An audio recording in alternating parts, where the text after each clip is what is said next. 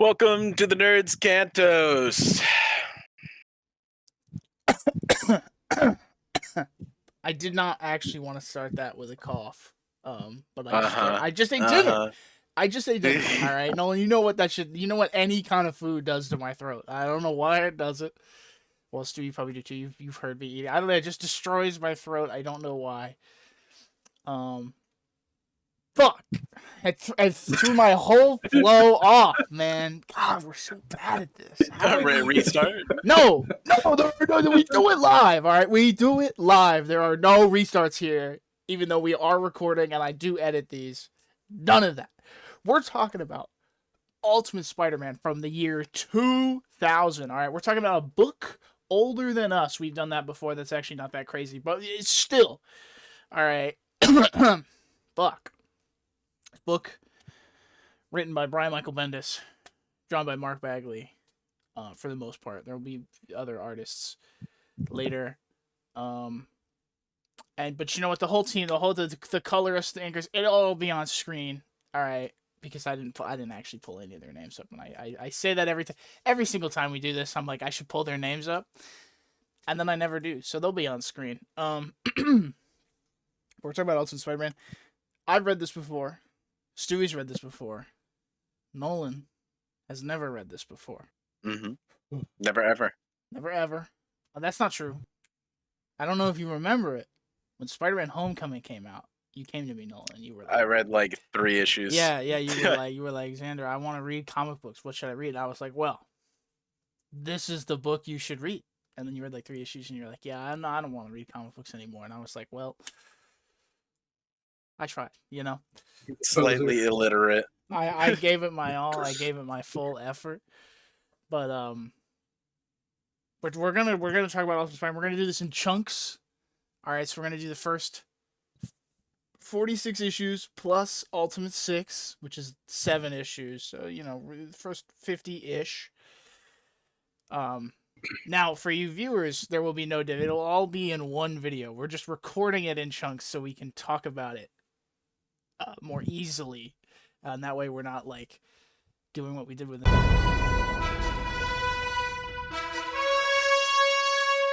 We are trying to be better for our 3 concurrent viewers. Yes, thank you, Stewie. Thank you. We got to shout out at least once per video. We got to shout him out. I realized I said the name in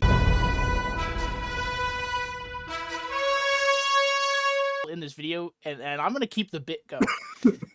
We're not gonna talk about him anymore. We're gonna talk about Spider-Man. Now, I think this is the perfect time. We're not gonna talk about. Thank you. I'll put it there, Nolan. Don't you worry. I'll put that in there as well. But we're gonna. This is the perfect time to talk about Ultimate Spider-Man, and you might be asking yourself why. That's because in December, probably when this video will come out. Although all 3 of us. This is the fastest any of us have read a thing for the Cantos. I want to say, like, I locked it in. Normally, it is. I mean, obviously, me and Stewie have read it before. This is my 3rd time. I don't know about you, Stewie, if you know, but yeah, this is my 3rd time as well. Yeah. I think. Okay, so it's sort of second nature to us, but like, we all locked in. Normally with the Cantos, it takes sometimes it's Stewie, sometimes it's me, sometimes it's Nolan, but there's always one guy who's like a month and a half behind the rest of us, and we're just like, all right, man. Which is why, you know, our videos take so long to come out. But this one, I'm saying it now, this one's coming out in December, boys. All right, we got a time limit because Ultimate Endgame starts in December, which is, you know, obviously the big Ultimate Universe event that, according to Marvel, today at New York Comic-Con, that is, for the viewers at home, October 8th, 2025. Marvel just announced the new Ultimate Universe ends in April 2026. I don't believe them. I think they're lying. I think they're trying to. They are definitely lying. Because they make too much money, and they're too cool to end them now. That being said, maybe they will, but we're here to talk about the OG. Fuck all that new shit. All right. We're going back to the old days of 2000 of floppy disks, and what is Peter Zip discs? Zip discs. Thank you. That's what they're called, which I had never heard of before reading I paid this good book. money for those, J. Jonah Jameson. They're mine. Hey. Just got to that issue. Yeah, you did. Yeah. The zip discs. I didn't know what a zip disc was. I had to look it up when I read this book in high school. Because I mean, I don't know what the fuck is. I still don't really know what a zip disk is, but we're going all over. I hear someone typing something. I assume you're looking up a zip disk. I am, because I never looked it up. I just assumed it was just... man. Fill us in. Okay, well, apparently it's called a zip drive, actually. Okay. Yeah, I want to make sure. Yep, it's called a zip drive. I have to double check. And what It is was discontinued in 2003. It is a 100 megabyte or 250 megabyte disk storage system. It does look like a floppy disk. Okay. And it comes in a little case, like a cassette, kind of. Not really. So what you're saying is that by the time that issue where Peter complains about his zip disks comes out, it's already outdated if they were discontinued in 2000, because that issue comes out in like, I mean, that's Dude, like I'm issue looking at this part right now is brutal. There will be photos of zip disks on the screen right now. Okay, for the viewers at home. For the viewers at home. What the fuck? Oh, that's bad, man. That's bad. That's really that will bad. also be on screen. These Wow. 2 images. I have one of these. What? Holy My shit. parents. It's got my yes. I've got it. Oh. Okay, that doesn't matter right now. There's this. I have a disc. It has my name on it. I think it's my birthday, which was yesterday for the view. I mean, I wasn't born yesterday. I might have been, but like, Happy birthday. shut up. Hey, it's not my birthday anymore. All right, I can't listen to the Vandals song anymore. No, they'll kill us for doing that. But I have one of these with my name on it. Not the drive. I don't have the. Again, it's on screen. I don't have the like fucking Game Boy colored box over here, but I have the disc itself. We're from the 2000s, viewers. Yeah, if you didn't know that already, this book is only like 2 years older than us. And that being said, I still cut my hair in the style of Ultimate Peter Parker. Did I do that on purpose? No, but I do now. I got a haircut in Wilmington, and doesn't matter. She cut my hair like Ultimate Peter, but with the fucking middle part and whatever, and it kind of looks like it sometimes. Yeah. Did you show her a picture? No, but it happened that way, and then coincidentally, I had just bought the Ultimate Spider-Man Omnibus, which has the first up to the Venom arc, so like 30-something issues, and I was reading it, and I was looking at Peter, and I was like, no way, bro. And so now I've just cut my hair like that forever. I just keep it that way because I like that haircut. Everyone else in this book has really bad hair, like Flash Thompson, dude. Oh my god. Ooh, that shit is bad. Oh. I mean, he's also a piece of shit, so fuck Flash Thompson anyways. Speaking of, let's start with the beginning. All right. I mean, this is a classic Spider-Man origin story. Little guy in high school has no responsibility, gets bit by a spider, gets his uncle killed, has all the responsibility now, It's a classic. It follows every beat exactly like it should. Except Norman Osborn's here, but Yeah, Norman Osborn's here, and he hates comically hates his son. Like, it is insane. It's pretty crazy. No, it like the movie. I mean, I think Nolan, we were telling you this before you started reading it, but like everything after this book has just done this book. Like everything just kind of does Ultimate Spider, and in the first Sam Raimi movie, you can see that. But even in that movie, Norman like kind of likes Harry, not a lot, but a little bit. Not this comic. In this comic book, in the first issue, there's like 5 scenes or something, or not. I don't know how many scenes, but they're like every time that Harry walks in, he's like, Dad, guess what? I got something to tell you. And Norman just goes, hey, who let the fucking snot-nosed brat in the room? Why is he Yeah, here? get him out of here! Get him out of Get here! him the fuck out of here. And then he's It's always so like, funny too because he's basically like a grown man at that point. Like I think he's 17, like like he's a 16 or senior. 17. Yeah, like He's like as tall as Norman. he looks so like a funny. grown man. Like, cause Peter's like 15, so I think Peter's really tiny in this anyways. But he looks like Harry looks like a grown ass man, and I'm just Yeah, he like, looks like dude, 19. and but that doesn't matter. The biggest change with this origin is it's not a radioactive spider. It is a genetically altered spider, which I think is fine. I am a Spider-Man fan, so I do get mad about some things, but I think that's okay. I don't really care. I mean, it's a spider the back. Yeah, that's what I'm like. Listen, Spider, he get bit. Moving on. I don't know. But Osborn creates a spider. Peter's on like a field trip where you kind of get introduced to his class. So you see Harry's here. Harry's not really doing anything, but he's here. Mary Jane is here. And her and Peter, maybe they got like they're childhood friends, and it's Peter is clearly into her, and Mary Jane is maybe into Peter. You don't really know at the start of the book. And then there's like Liz Allen, who's like friends with Mary Jane, but Liz is the more popular. She does one. nothing. No, she does stuff later, but at where we stop, Liz does not do a lot. But really, she exists to like shit on Peter Parker, because that's all she really. Because like Mary Jane will be like, Peter's really cool, and then Liz will be like, man, Peter's a fucking freak, and that's it. That's like all the Liz dialogue. She also doesn't like mutants. Liz really is anti. hates And her uncle. Yeah. Oh yeah, because she's like, my uncle was a mutant. He fucking died. I hate mutants. Mutants are evil. Because Liz is one of the ones. She's like the only person in their school who hates Spider-Man because she thinks he's a dirty mutant. That'll be important later. But enough of that. We meet Kong, who's like a big, fat, bald kid who plays football. Or no, basketball. Sorry, they play basketball. I'm sure they play football too, but like. It's basketball season.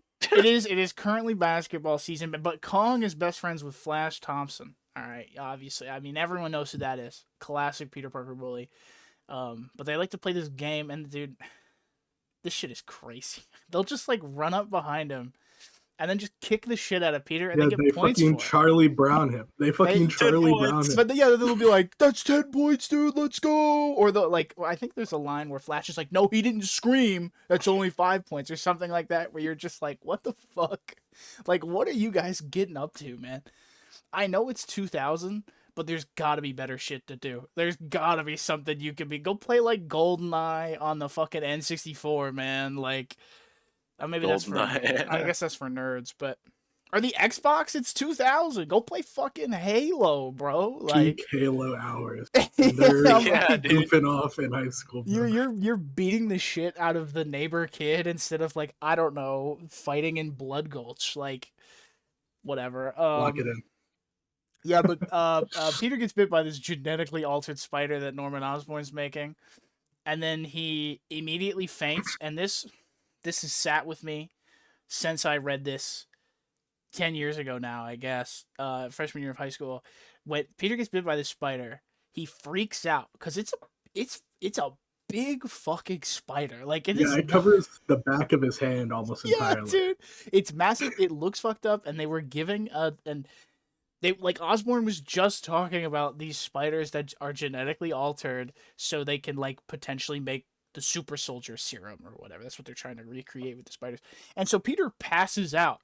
He screams and then passes out, and then immediately everyone in school is like, "You're a fucking spaz freak, bro," and they just call him that for the rest of time. And I'm like, guys, doesn't it also like draw like a concerning amount of blood too, like a comical amount of blood? It actually just bites the fuck out of him. They kill the spider, by the way. It lands on Mary Jane. She knocks it off. Kong fucking stomps Kong, yeah. Stomps on it, which is cool. But like. Then Peter goes to school the next day, and he like breaks a desk while he's sleeping. Like he falls asleep in class, and I think he's tweaking or something.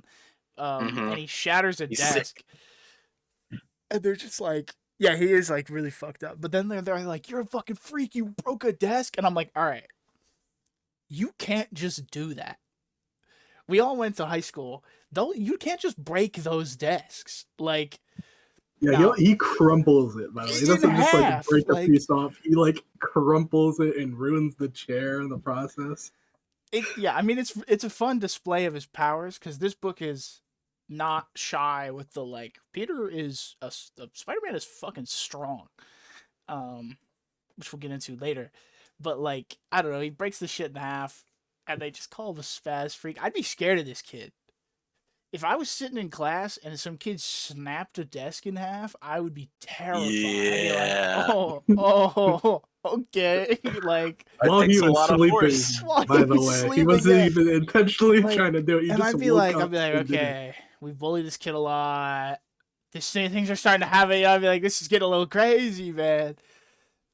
Regardless, Peter goes, he does the classic shit. He becomes a wrestler, which is fucking stupid. I love it, but he like really beats the shit out of the what's the guy's name? The same guy like 4 times. Yeah, well, because the whole thing is, I mean, it's the same thing. Again, the Raimi movie takes a lot from this, but it's the same thing where it's like, get in the ring for 3 minutes and you can, or if you can beat the wrestler, you get a ton of money or whatever. So Peter just runs in there and like picks this guy, this like 6 foot, fucking 700 looking pound guy, just throws him on the ground and it's like, yeah, I'll take all that money. I would like to say the reason we skipped over like two main bits. Okay.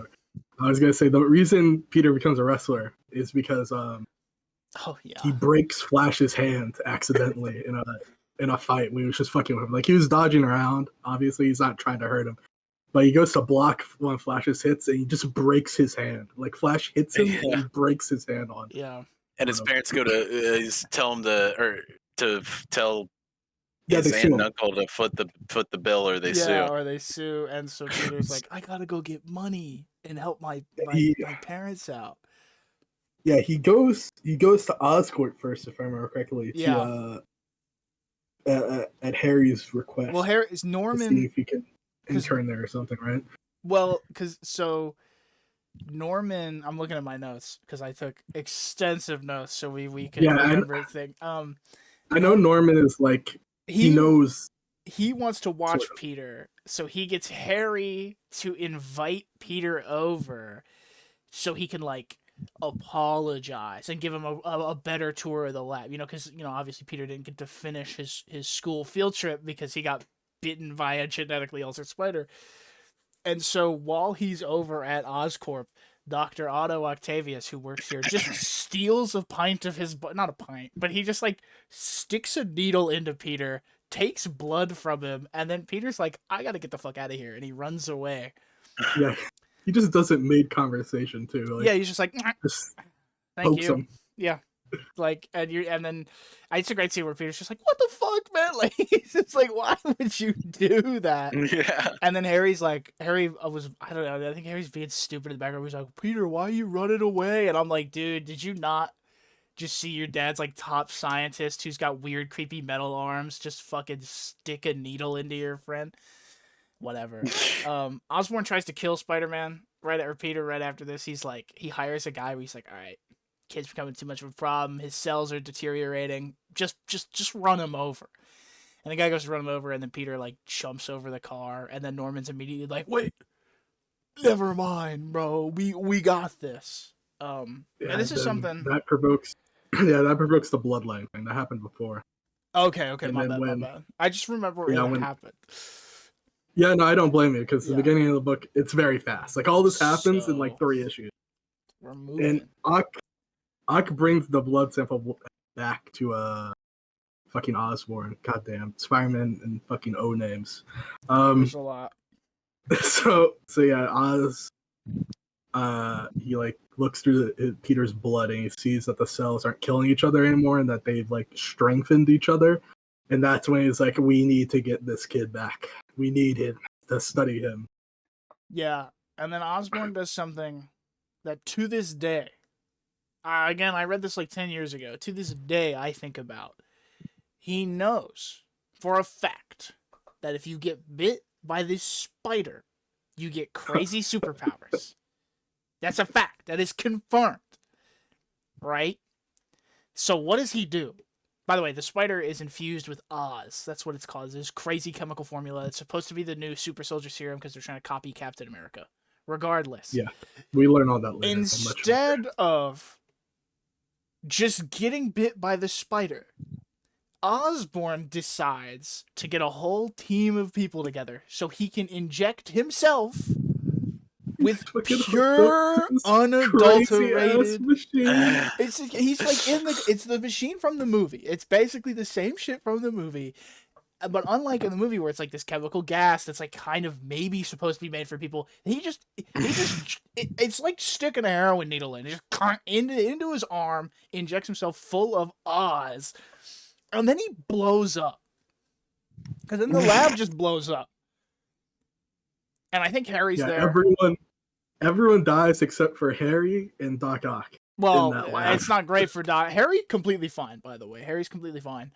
Everyone else is dead, like Stewie just mentioned. And then Doc Ock has metal arms. Yeah, he has metal arms there.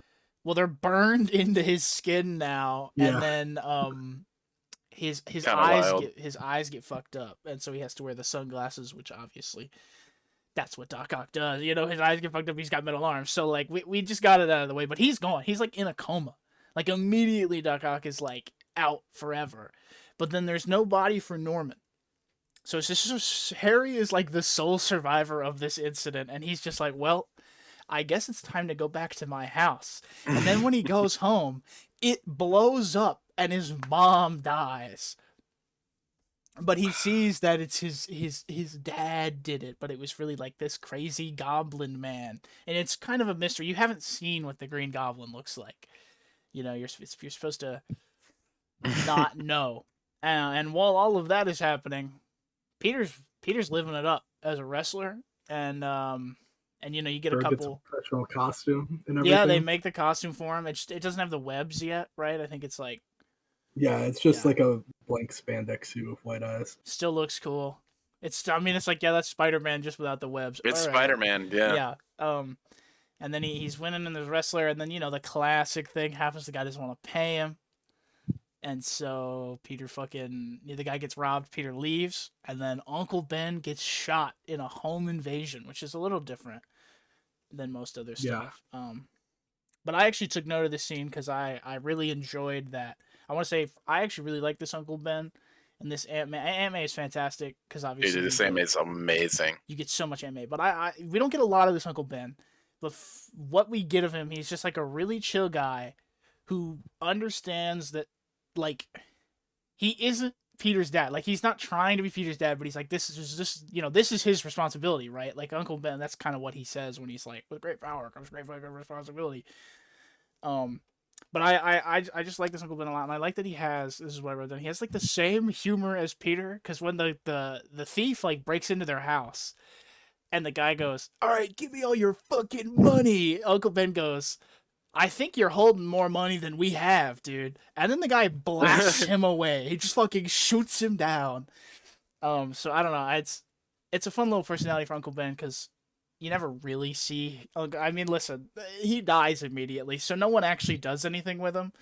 And so I think it's I mean, Peter have an argument, and then Peter goes to sleep off in like Khan's house. Yeah, he runs away. Because at this point, he had become friends with Khan, and well, not friends, but he's on the basketball. He was on the basketball team. Yeah, where he's killing it. He's living it. He's really living it up. This like whole like pre arc where he becomes Spider-Man, he is completely just gassed up on his powers. Yeah. Bro, he scores 114 points in a basketball game. That is insanity. It's fucking insane. I mean, listen, when you have spider sense and spider agility and you can jump higher than a building, I mean, like, he can't, I don't know that he can jump that high, but he can jump really high. Like, he's dunking all the time and shit. So it makes sense, but I wanted to make note that Peter gets his sense of humor from his uncle, I think. But then we obviously get, which me and Steve talked about separately, we get this. Bendis does this thing where there'll just be a lot of words everywhere. It's just words all the time. And so you get this crazy monologue where Peter realizes he's got this power. He's also got to have this responsibility. It's time to be Spider-Man. And honestly, it's the perfect origin. All right, this is it. This is the one for me where I'm like, they did it. All right, you never have to do the Spider-Man origin again because we perfected it. That's how I feel about it. It's yeah, amazing. I love Peter. He does it throughout the entire book, but his monologues are, I love them. They're so good. Fucking good, dude. So- I have one. When we talk about Geldof, all right, I'll talk about a monologue. I got Jeez. Fucking killed them. because I got a monologue I adore. But then we get now he's Spider-Man, and now he's not officially Spider-Man, but he's realizing he has to be Spider-Man. And so we get the big first supervillain fight where Peter's at school, and he's like, "Well, my uncle's dead. Life fucking sucks." Him and Mary Jane are like talking, she's trying to comfort him because his uncle's fucking dead. And then Green Goblin just shows up and blows the school up, or like a chunk of the school up. Which is it's crazy because it's 2000, and you're like, oh, okay, we're blowing schools up. That's interesting. But him and fucking Spider-Man shows up. I love. There's a little flashback moment where you see Peter. Like, Green Goblin blows his school up, and Peter's like, all right, I'm going to run to the bathroom, and I'm going to change into my Spider-Man costume, and then I'm going to run out, and then he goes, wait, if I do this in the school, they're going to know I go to the school. And so he, like, runs outside, hides behind a car or whatever, changes into Spider-Man, and then jumps back into the school. And even then, everyone still thinks he goes to the school. It does nothing for him. Like, when Kraven shows up later, I Kraven's bet like, Captain America never have to do this. yeah, and you're just like... I don't know. It's a really funny, like, it's a very only Spider-Man moment. Like, you only ever see Spider-Man actually do that, where he's like, shit, I just gotta get out of here for a minute. But then him and Goblin fight, and this is, I think, a good moment to get your guys' thoughts on. I mean, we get Ultimate Green Goblin later, and this is just kind of like his first form. He's not fully there yet, but like. Mm-hmm. How do you guys feel about Ultimate? He's throwing fucking fireballs. I think. You want to go first, Nolan? Nah, you're good. You do your thing. Okay. I was gonna say, because at this point we haven't seen Ultimate Green Goblin that much yet. I think we've seen a flash of him during Harry's meltdown when he's like jumping away. But when you first see that panel of Peter looking at him, I think that's when you really know that like this is gonna be completely different from 616, because dude, he is it cannot be understated how menacing they make Green Goblin look. He looks like a goblin. Insane. He's on screen. Yeah, I mean, yeah, he's not even in his complete form either. Like, he still has like human colored skin, but he's still throwing fireballs around. He's like massive. He has like clawed hands almost. Yeah. And I like during this little moment, Peter's internal monologue where he's just so freaking out, and he's still quipping. It's great. It's such a good fight. Verbal anxiety attack. We talked about later. But I think this is like, I think in this monologue he kind of establishes like the Spider-Man thing where it's like, okay, I'm gonna make jokes so they don't realize that I'm actually freaking the fuck out. Because I'm fighting a giant demon man who he like Green Goblin can't speak, but he keeps saying like he almost keeps saying like Parker, like he's kind of saying Peter's name. He's like growling out his name. Yeah, but Nolan, how do you feel about Ultimate Green Goblin?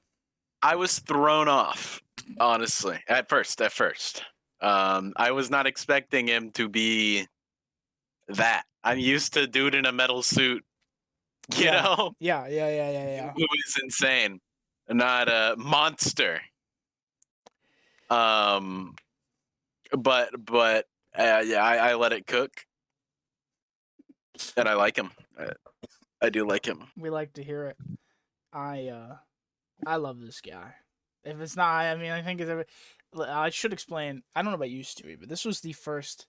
It wasn't the first comic book I read, but it was the first like series where I was like, I'm gonna read a thing. Like, I'm gonna read all of it and not like the occasional issue. Like, as a kid, I had like Civil War, you know. And I'm the same. Okay, cool.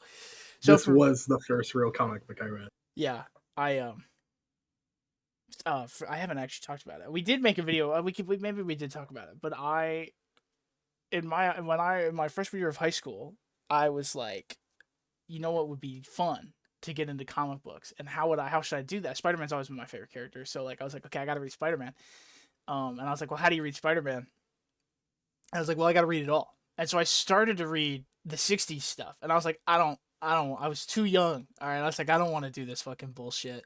And so then I went over to Ultimate Spider-Man. And so for me, this is like everything about this I love. So like Ultimate Goblin, I know some people online don't like it. And I think that's fair. He is like a crazy demon man. And that's very different. But I like the crazy demon man. All right. And I like that he shoots his pumpkin bombs out of his hand like a D&D spell. Like, what is Oz, by the way? You guys ever think about that? Like, what the fuck is this formula that he made that he can turn into a demon man and then shoot fire? I mean, I'm sure it's explained in maybe one of the other books. But, like, yeah, he's crazy. Because the spider gives Peter his fireman powers.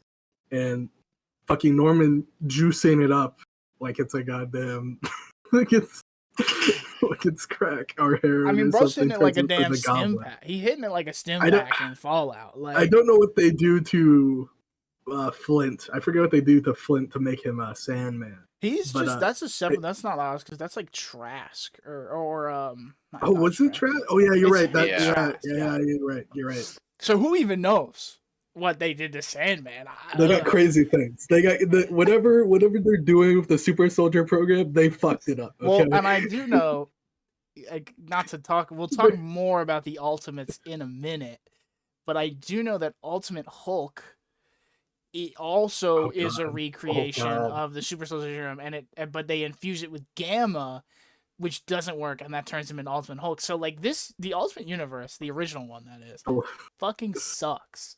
The less said about Ultimate Hulk, the better. The less said about the Ultimate. We'll talk about the Ultimates later. I know we have to. We do have to talk about that later. That being said, he fights Norman Osborn. He's like, maybe Norman Osborn knows who I am. Or he thinks it's Norman because Harry shows up, and Harry's like, that's my fucking father. And literally all of his friends are like, what is wrong with you? Like, that's only after.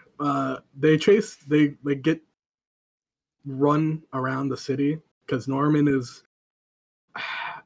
it's not really clear why he's running away, because at first he just jumps off with with Peter because I don't know, he's fucking crazy. And then they just keep running through the city, and eventually they end up on I don't know what the bridge name is. I don't live in New York. The big bridge in New York that's always in every medium ever. Brooklyn Bridge. Brooklyn Bridge. Thank you.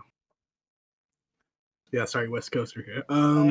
So yeah, they land on the bridge, and I think it's just the regular cops that show up, and they just fucking shoot Norman. Yeah, they just fucking gun him down from the helicopter. Because he falls into the lake, or not the lake, the river. Jesus. Oh yeah. God, none of us, we're not New Yorkers, guys. We're gonna get fucking crucified in the comments. Believe it or not, it connects to the ocean. Yeah. But he falls into the river, and Peter's like, well, maybe I'll see him again. Hopefully not. And then he just leaves. Peter's like, all right, I just got to head out of here. Like, because the cops also try to shoot Peter, like, immediately. And then he goes back to school, and he I think he hides under, like, a fallen locker or something. It's like a chalkboard, I think. Well, yeah, because then they're like, Peter, where have you been? And he's like, oh, I don't know, something fell on me, and, I'm just kind of sitting there all day. You're just like, all right. Should note, he makes his webbing because his dad and father and mother, Jesus, were scientists, and they were, or maybe his mom wasn't, but his mom like helped. We'll talk about that. I have something to mention in a minute. Yeah, but, we kind of gloss over that because it's just. But his dad was making the web formula. Time. His dad just never cracked it. Like, his dad was too busy to figure it out. And so Peter goes to it, and he's like, oh my God, I'm a genius. My father was a genius. He makes it in his science basement. Yeah, he's got this crazy... I don't know what basements look like in Queens. I've never been. But he's got this big-ass fucking basement. And it's pretty sick. It's like a full-on cellar. And he still has a room upstairs? This boy's eating well here. They might not have money, but clearly... they got a nice house. That's all I'm saying. He's got computers and shit too. Yeah, he's got a setup. Yeah. I don't know. I took the computers were almost maybe like a hand me down from his dad.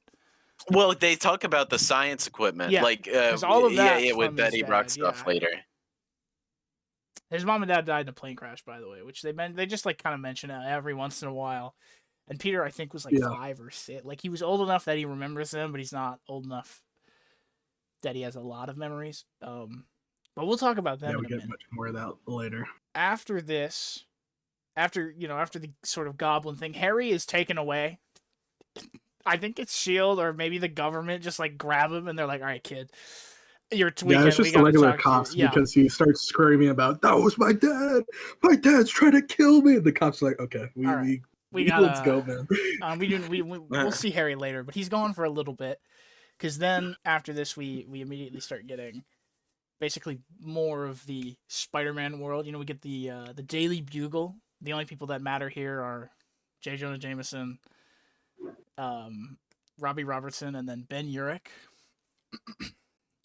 Really though, so I think technically, I mean, they show like Betty Brant and like Ned Leeds, I think, but like they don't do anything. All right, Jonah, I love this Jonah.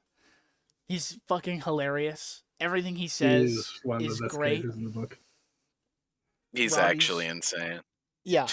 Ben does the most outside of Jonah, and I like Ben. He's just like he's a reporter. He is what he normally is. He's not really anything different. His life is actually good for once. Hey man.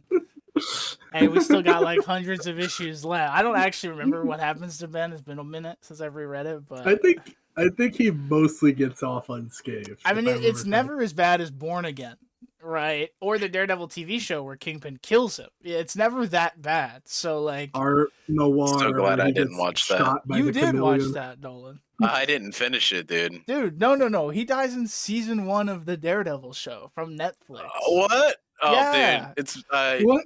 I do not remember that. That's like Nolan, I watched it in high school, dude. I don't remember. Right? Nolan doesn't remember that because he didn't know who the fuck Ben Urich was. All right, that too. He wasn't me and used to it. I love that show, viewers. The Daredevil show is awesome.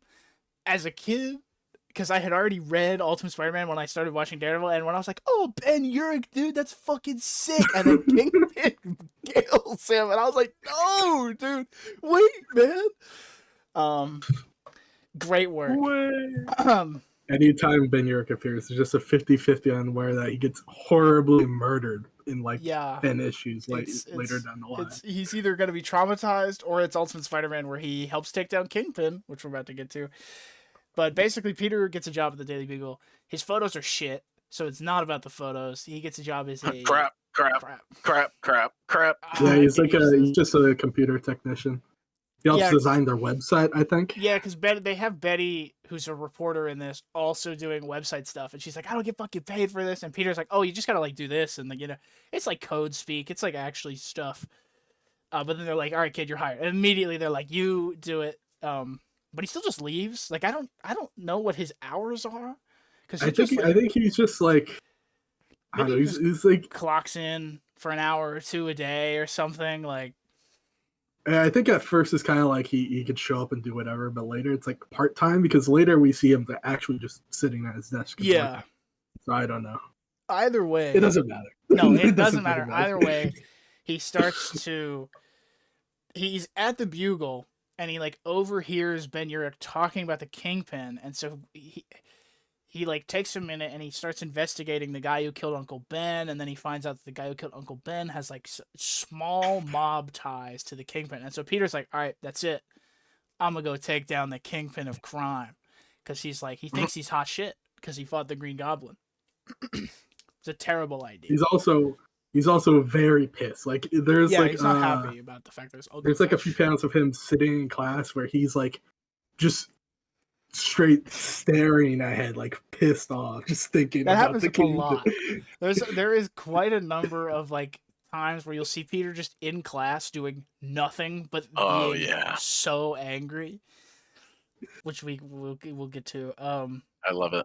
But we meet Ultimate Shocker when who's like a guy with shitty shock gauntlets that like they took his drip. They took his fucking... Yeah. He gets jobbed, bro. He gets so jobbed. I mean, and he shows up later. We'll talk about him later, but he's one of the villains that Bendis clearly thinks is like just funny, and so he'll just occasionally show up, and Peter will just beat his ass immediately, and then be like, "All right, I think he dumbass." takes him out one punch here. Yeah, he just punches him, Like and it's like, okay, cool.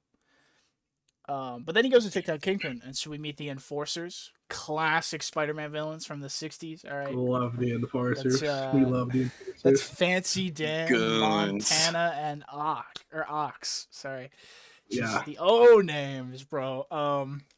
No, these guys are idiots. They're stupid. Yeah, they're kind of mooks here. They're like generic C-list goon. Yeah. I mean, they're always like completely goons, but like one of them's big and one of them has a whip, and then the other one shoots you, and that's it. That's their gimmick. Like, yeah, I mean, sometimes they're a little tougher than the average. Like, sure, like I mean, yeah, there's sometimes certifiably mooks. some things happen, but in this, they're goons, and Peter just beats him up and makes fun of them, and then he's like, "All right, time to sneak into the Kingpin's office," which is where we get our first like look at Kingpin, who is fucking massive. I think he's bigger than any man can actually be. I don't know that you're allowed to look like this in real life, because he's fat. You're definitely not. And it's muscle. I think there's a shot of Peter staying next to his chair in the office. It's just like twice his size. Well, his hands alone can like wrap around Peter's head. But then Kingpin throws like Electro at him, and so Electro's here, and like Kingpin has hired Electro as like a bodyguard. So Peter fights Electro, and he ends up losing. And the Kingpin takes his mask off, but he has no idea who he is because he's like a 15-year-old kid in New York. Nolan's just... You got that accent going on over there, Nolan? Yeah, I accidentally missed my trash can. I did it again. Gotta edit that out. Cut that out. Yeah, I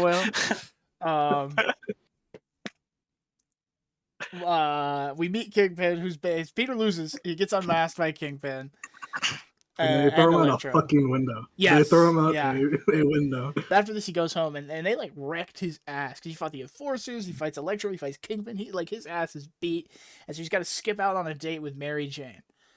She's not very a movie date, I think. She's not very happy with that because he's just she like gets stood up. Yeah, she does get stood up. He like calls her and he's like, I'm sick. She's like, what? This is also also the point where he starts making Aunt May worried. Oh yeah. No, Aunt May is because he's like disappearing in the middle of the night. You know, because Peter comes home at like 10 p.m. the day he gets beat up by Kingpin. Yeah, and Aunt May's just sitting in the chair all depressed because her husband just died, and she's like, dead, her son is like me? Yeah, oh yeah, dude. The Peter, do you like me? And he's like, yeah, of course I love you. And she's like, I don't think you do. And I'm just like, oh, you really feel devastated. You really, this Aunt May is beautiful because she is like a mom to this guy, but also her husband's dead, and like, you're like, I don't blame her. Yep. Her got shot in front of her, by the way. It's not even like he died and like outside of the house, like in front of her, he got super killed. Yeah. Yeah, when I first read this as a kid, it was easy to kind of almost dislike Aunt May. I didn't fully dislike her, but like there are points which we'll get to later where she kind of freaks out really bad on Peter, and it's like, as a reader, you're like, oh, come on, why are you giving him grief? But as an adult, if you put yourself in her shoes, you know, as a grown adult, you're like, oh yeah, Peter is kind of an asshole for not telling her. Yeah. Stupid fucking kid. It's a decision. We also get a crazy moment here where Kingpin, he has Spider-Man's mask, and he's just pissed that this guy, this Spider-Man, who not only was a child, but he's just a guy who was like dumb enough to sneak into his house. So Kingpin has I think it's like a lower level mob guy. He puts the mask on him and then crushes his head while he's wearing the Spider-Man mask, and you're just like, oh, it's the guy that hired the Enforcers at first, because when Peter gets to fight the Enforcers, he gets interrupted by this guy, and this guy tells him where Kingpin is because that's all Peter wanted to know. And then Kingpin obviously finds out and then kills him. He squeezes that, and then they dump him in the river. I think they say it's like, oh yeah, Bob Enforcer found in the river. That's crazy. But then we get Peter doing like Spider-Man shit where he's like, all right, I got to figure out how to take down Fisk. And he figures out like the camera company because Fisk had a bunch of cameras set up. And this is like that moment you were talking about, Stewie, where he's in class and he's like, it like kind of dawns on Peter where he's like, there we go. I got to get into the, like he wants to take Kingpin down. About Nixon. Yeah, why Nixon would record himself. And Peter's like, oh, he did it because he's untouchable. And his teacher's like, yeah, it's great job, Peter. But Peter is not thinking about Richard Nixon. Haha, funny. But he breaks in, steals the camera footage. Also, they're on like floppy disks. Again, I'm pretty sure it's like floppy disks or like CDs, maybe. But it like burns it and then deletes it. And so Peter steals the footage of his mask being taken off, so no one can find that out. And then he steals the footage of Kingpin just murdering a guy. And he's like, "All right, there we go." And then all of a sudden, the Enforcers and Electro show up, and so there's another big fight. And while this big fight's going on, I'll say, Nolan, you got any thoughts on Ultimate Electro? He's a goober. I love his head, how his hair's all burnt off and fried. Yeah, he's got like a suit, I think that he says, that like regulates the powers. And just electrics. I don't know, Stu, you have any thought? I mean, he's just Electro, but I'm like, I don't know, but I just want to to get his powers. Say, I don't like his suit. I think he says it was he was given them. He bought them somewhere. He mentions it, but he doesn't say who. Because Peter asked him. He asked him that. He's like, "How'd you get your powers?" I'll tell you, I got mine. And then Electro blows him off. But I think Kingpin asked the same question. Yeah, I don't remember. I could be misremembering. I mean, either way, he's Electro. It doesn't really matter. There's a running gag I do like. Peter has this conversation like several times when people are like, "How did you get your powers?" And he'll just be like, "Oh yeah, I got bit by a spider." And they'll be like, "Nah, that's a funny joke, haha." That's bullshit. Yeah, because everyone thinks he's a mutant. Everyone's like, "So you're a mutant, right?" And then he's always like, "I'm not a mutant, guys. Like, mutants are disgusting freaks, dude." No, they are in this universe, but that's besides the point. We get the scene after this. He beats Electro. He beats the Enforcers. He's got his footage. He's leaving. And we get something that me and Stewie have been quoting for years, all right? Such a good scene. The Kingpin and Spider-Man scene. Kingpin shows up and he's like, "I'm going to kill you." And Spider-Man goes, "I'm glad you're here. I had some things I wanted to run by you the next time I saw you." And he pulls a little note. He actually pulls a notepad out that has a bunch of jokes on it. And he starts hitting with just the greatest shit I've ever read. Off the top of the dome, "You're so fat, when you cut yourself shaving, marshmallow fluff comes out." Dude. Kingpin loses it, by the way. Peter says like 3 or 4 on a scale, it says 1 at a time. Dude. That one's so bad. That one is so evil. They're all so evil, and it like, I mean, it does the thing that you see in like fucking video games where Kingpin gets so angry he like runs into the wall, and then Spider-Man like webs him to the wall, and he's like, "All right, bye. I know I can't beat you in a fight, so I'm just gonna run away." And then he gets him arrested, but not really. He like gives the footage to Ben Urich. Ben Urich writes this crazy, news report, and then Kingpin immediately goes to the Bahamas, and he's like, "All right, I'm no longer in America, and I will be gone forever." Yeah, I like that issue ends on Kingpin and his lawyer, and Kingpin's like asking the lawyer, when is this gonna go away? And the lawyer's like, "Dude, they have footage of you killing someone on camera." yeah, like it doesn't go away, man. It will go away, but that's for a later episode or a later chunk of this episode. After this, we get a big, I think it's like an entire issue of just talking, but Peter invites MJ over, and he's like, he has this moment where he's like, "I gotta tell MJ because she's mad at me because I blew her off on this date, and I've been in love with her since I was like 5, so like I have to tell her." And they have this thing where he's like, "I gotta tell you something," and then MJ is like, "Oh, that you want to kiss me?" And he's like, "Huh?"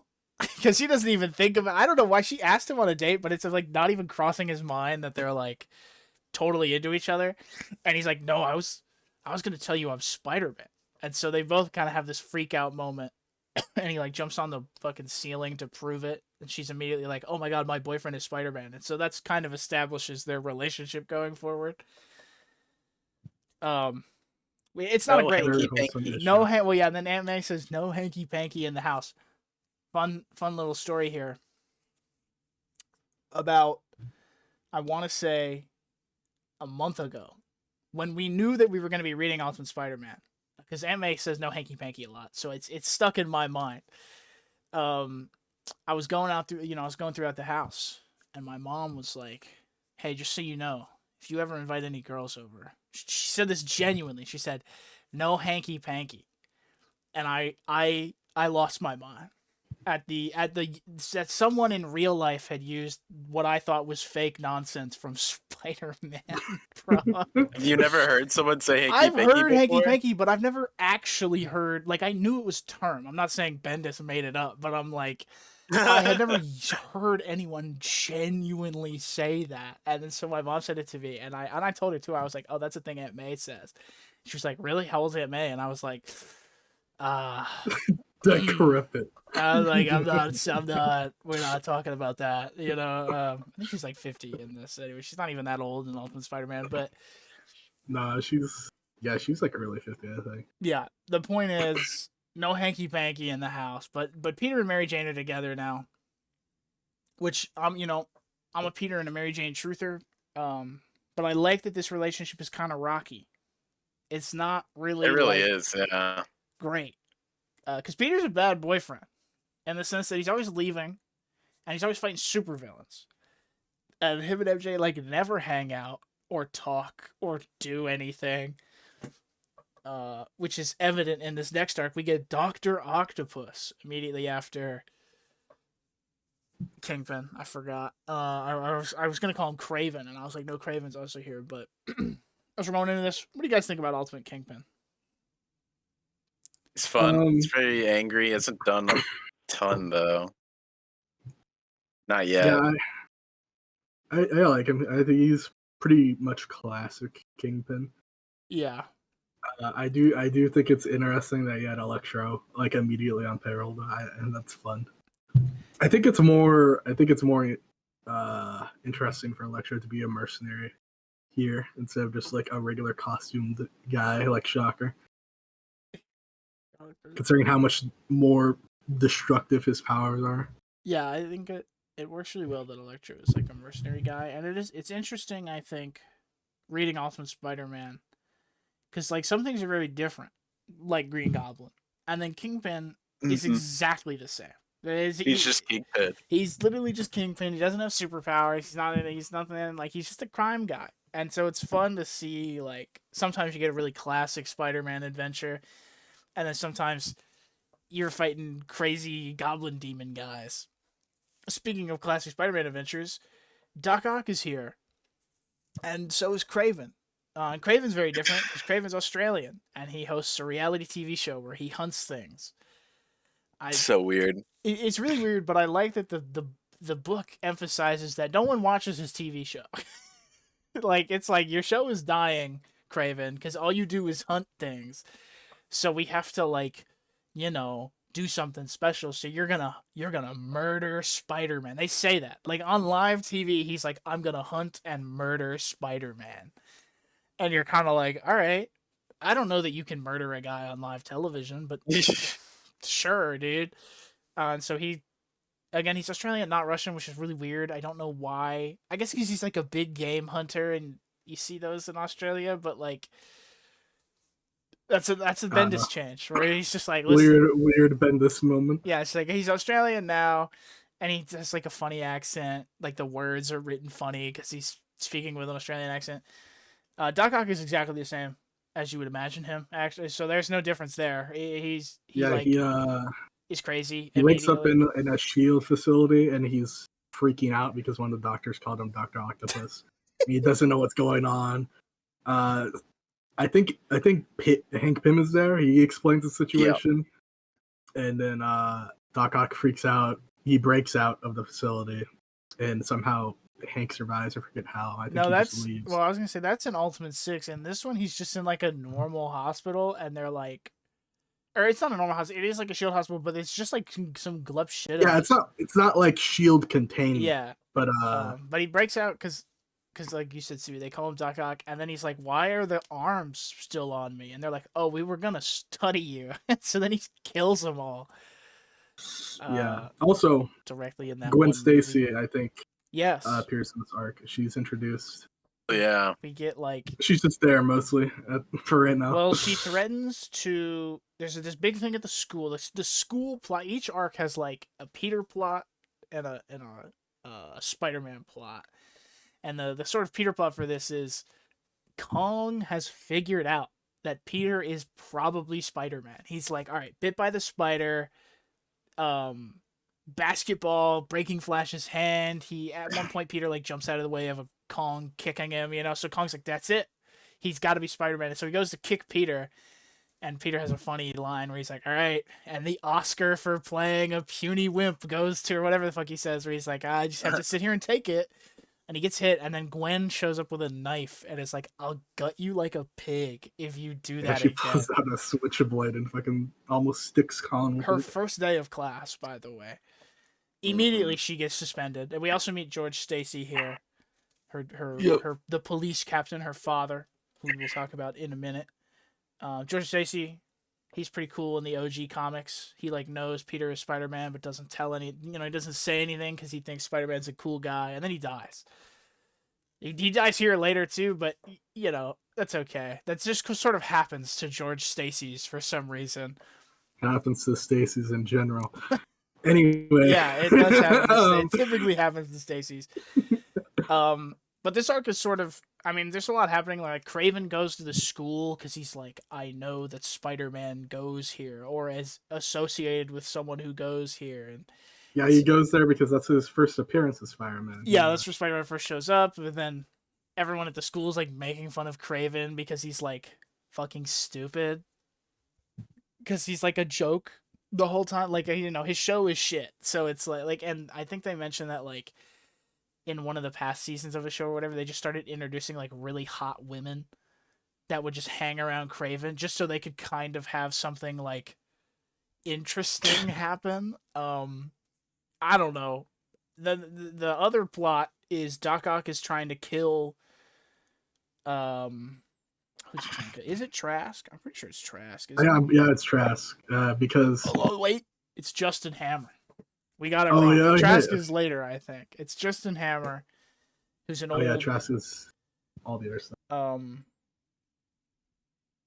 Justin Hammer's like a business guy, and Doc Ock is selling Osborn's secrets to Trask, to Hammer. Why do we keep saying? I don't know why. It's because of what happens, and I think we were also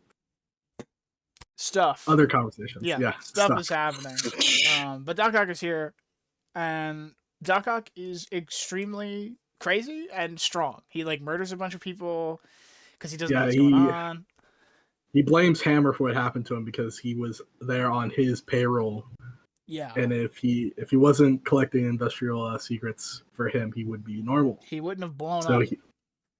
So he tracks him down, and also Shield gets involved. Yeah, this is the first introduction, sort of introduction of, because you see I think it's Agent Carter. Yeah, it's Carter and her partner, who I always forget the name of. Someone else, yeah. Some guy. He's a glove shitto, but like, you get the introduction of them because they're trying to help Hammer, and they're also trying to figure out why Doc Ock would why he's going after Hammer, and then Spider-Man gets involved because of course Spider-Man gets involved, and Doc Ock beats his ass. Just completely pretty badly. Yeah, lays him down. But it's okay because Spider-Man gets up from that, and they have their rematch. But it's in like New Jersey. This is a big plot point where like Spider-Man has to hitch a ride on a Hammer limo to get to Jersey so he can defend Hammer from Doc Ock. And then him and Doc Ock fight. He pantses Doc Ock on live television, which is really fucking stupid. And then he I think he rips an arm out, or he really. He does. Yeah, he fucks Doc Ock up. I think he rips out like 2 or 3. Yeah, like he's not playing around. he is done fucking with this shit. But then it turns out Hammer has a heart attack, and it's just really like, I mean, Hammer's a piece of shit. Like, he's not even a good guy, but it's a really sort of like sad moment, I think, for like Spider-Man. Yeah. He's like, all right, I did it. I saved the day, and then, well, it's also a great moment because Hammer's got like an assistant, and she's like, he's having a heart attack, like he's dying, and so Peter like rips the door off of the limo, and he's like, all right, we gotta get him out of here, and then Kraven shows up. And Spider-Man's like, all right, man, we'll fight later. Right now, we have to help this old man who's dying. And then Kraven just starts trying to fight him. We will have battle. Yeah, because he's like stupid. And then Spider-Man goes, all right, man. And he punches him once, and then Kraven gets knocked out, and he goes, I thought he had superpowers or something. I don't know. And then while that was, you were strong. Yeah, it's that. But then, no, I'm just invincible. Well, yeah, but I'm saying that's basically the same thing. I mean, he doesn't kill him like Invincible does, but or would. But then Hammer dies, and so you're kind of like, damn, like Spider-Man failed to save a guy because of these fucking idiots. It's a really bittersweet moment too, because all the reporters are there because Octavius he like invited them. Yeah, he called the press because he was gonna expose Hammer. But the reporter interviews him, and she's all like, "That was amazing! You saved the day, you stopped Octavius." And Peter's like, "No, not really." He's like, "It's really bittersweet for Peter." Mm-hmm. And he says, "I think we also get." Yeah, he does. I was gonna say, I think we also get a moment with Mary Jane because she's watching us on the news. It's just a small moment, but I think it really cements how fucked up Peter's life has become. Because she's like, because I think she's like watching it on the news, and then also like at least the way Bagley draws her is like she's like, oh fuck, this is really bad, because it's kind of her first moment. Yeah, well, at first when she's seeing it, she's like, yeah, go kick his butt, and she quickly like changes to teary-eyed.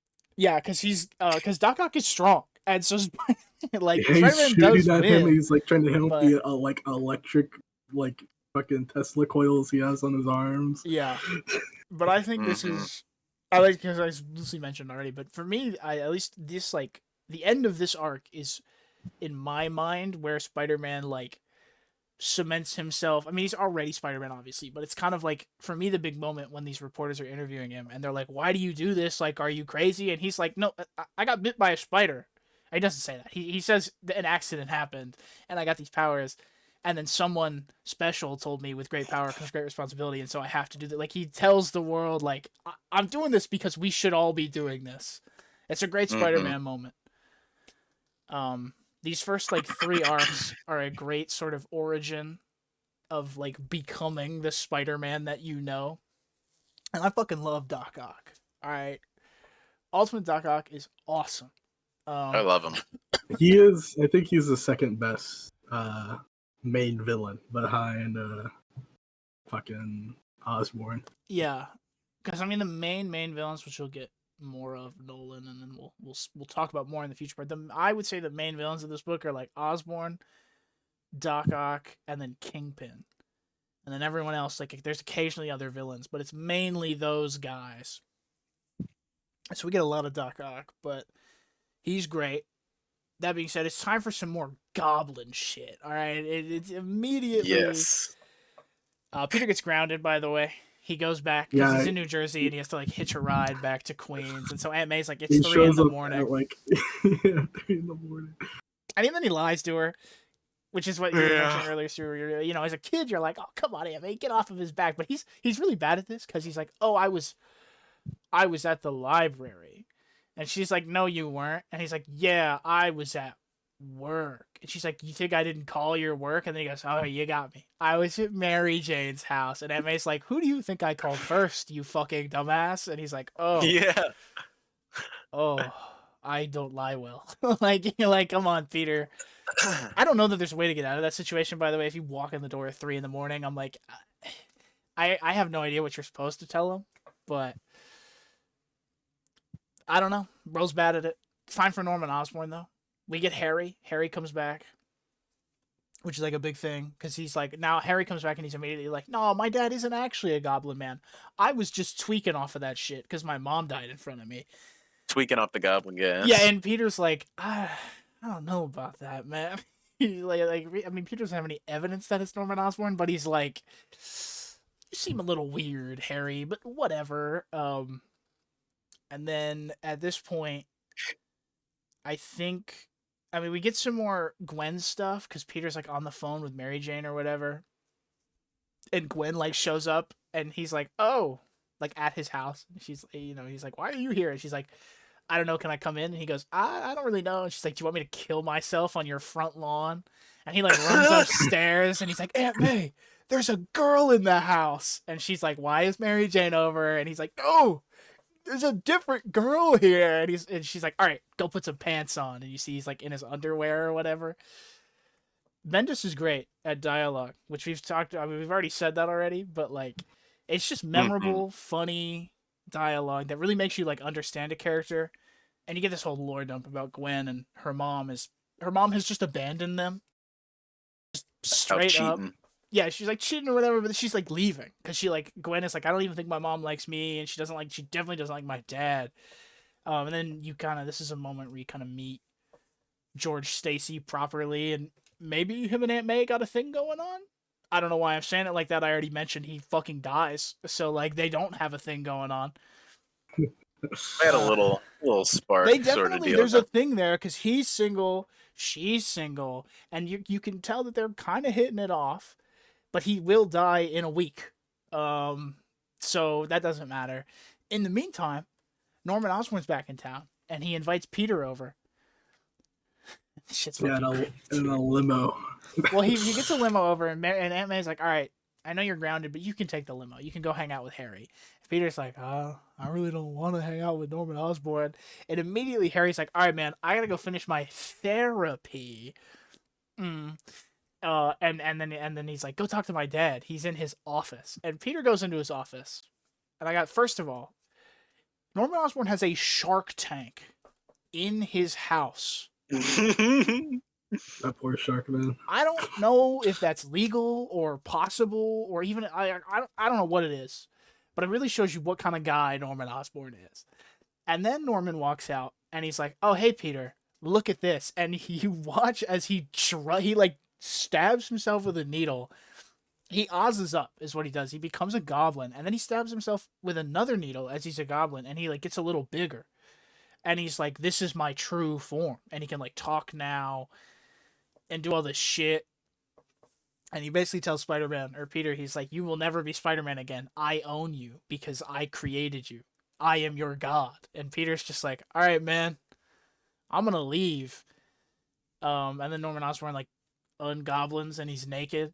And there's a really weird moment that I wish Harry thought of. Like, I wish Harry's such a bad friend because Peter walks out and he is so fucked up. He's like this, like he's tweaking, he's sweating, he's freaking out.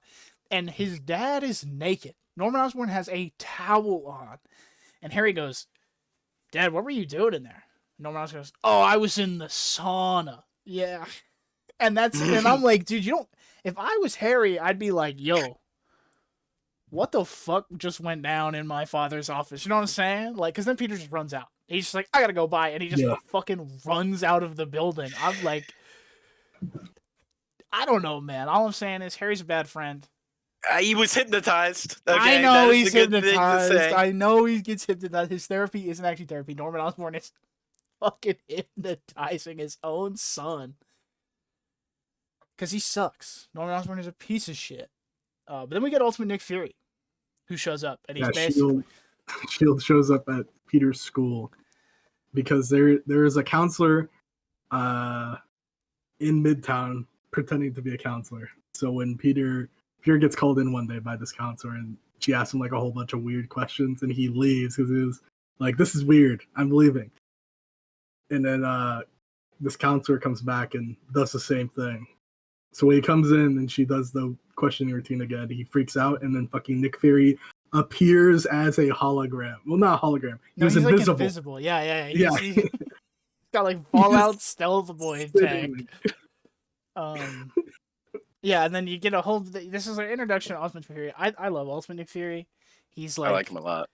he is just Nick Fury, but he's like funny, and he's like kind of down to earth. But he has this moment with Peter where he's like, "All right, kid," like he lore dumps about Oz and how Norman was making the super soldier serum, and Norman's like actually a piece of shit, and he's not even that smart, which is why the super soldier serum turned him into a fucking crazy goblin man. You know, it's like but he's basically like, "All right, kid, we legally can't do anything until he commits a crime.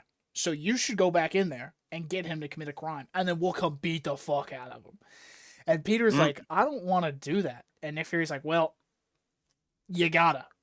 It's just like that. You got one option, kid, and it's tough. Yeah, like it's beat the shit out of him. Peter's like, "Okay," and Peter he tries to avoid it. Like they send another limo to his house, and Osborn's trying to get him to come over, and Peter's like, "Aunt May, Osborn's kind of a fucking weirdo," and Aunt May immediately is like, "All right, you don't ever have to see that guy again. The guy, he a weirdo."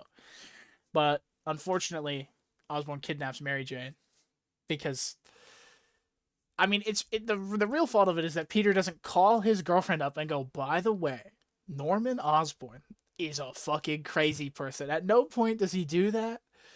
But she like goes over there and then gets kidnapped, and she gets brought to the Brooklyn Bridge, which is obviously, for those who don't know, although if you're watching this video, you definitely should know, that's the bridge that Norman Osborn throws Gwen Stacy off of. So you kind of have this moment where you're like, oh shit, dude. But this is also definitely did. This is also when you see Goblin start losing his mind again, because obviously he did not conquer the formula.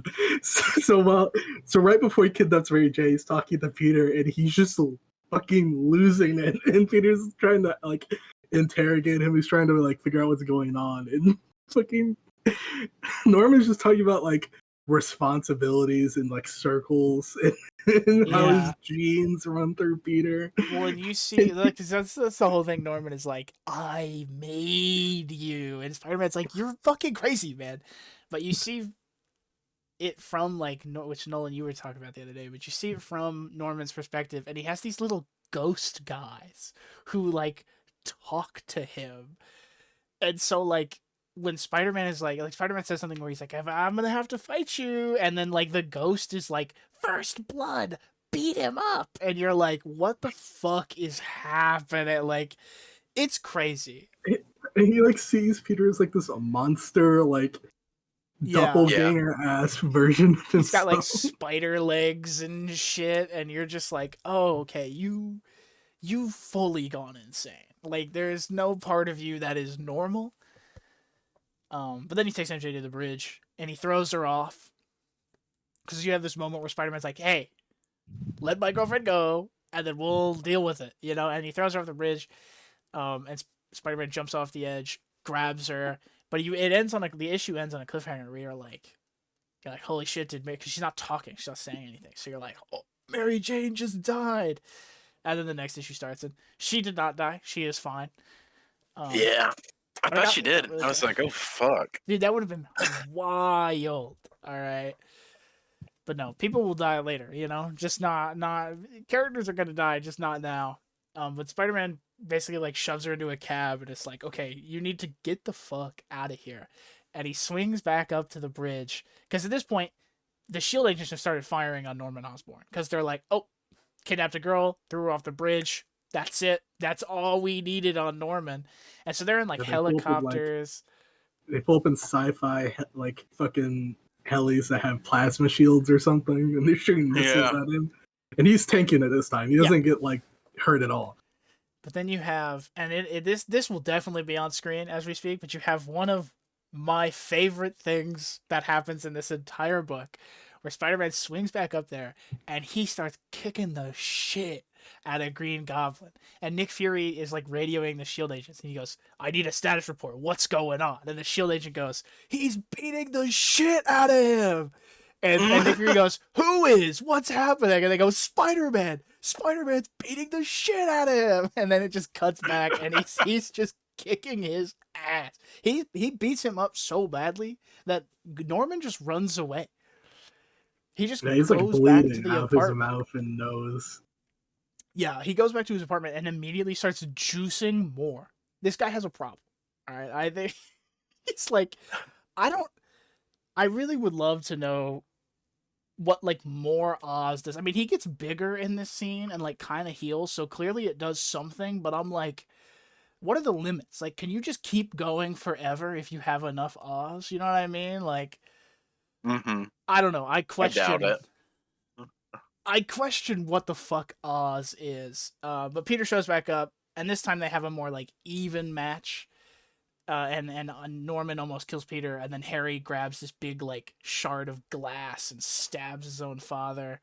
And he finds out Peter is Spider-Man, and then immediately passes out. And Nick Fury shows up and he goes, "All right, kid, you did a good job. You did a good job. I'm gonna take your friend. We'll help him out." And then you don't see Harry again for a really long time. So we'll talk about that later. But I love this shit, guys. I love Ultimate Goblin. All right.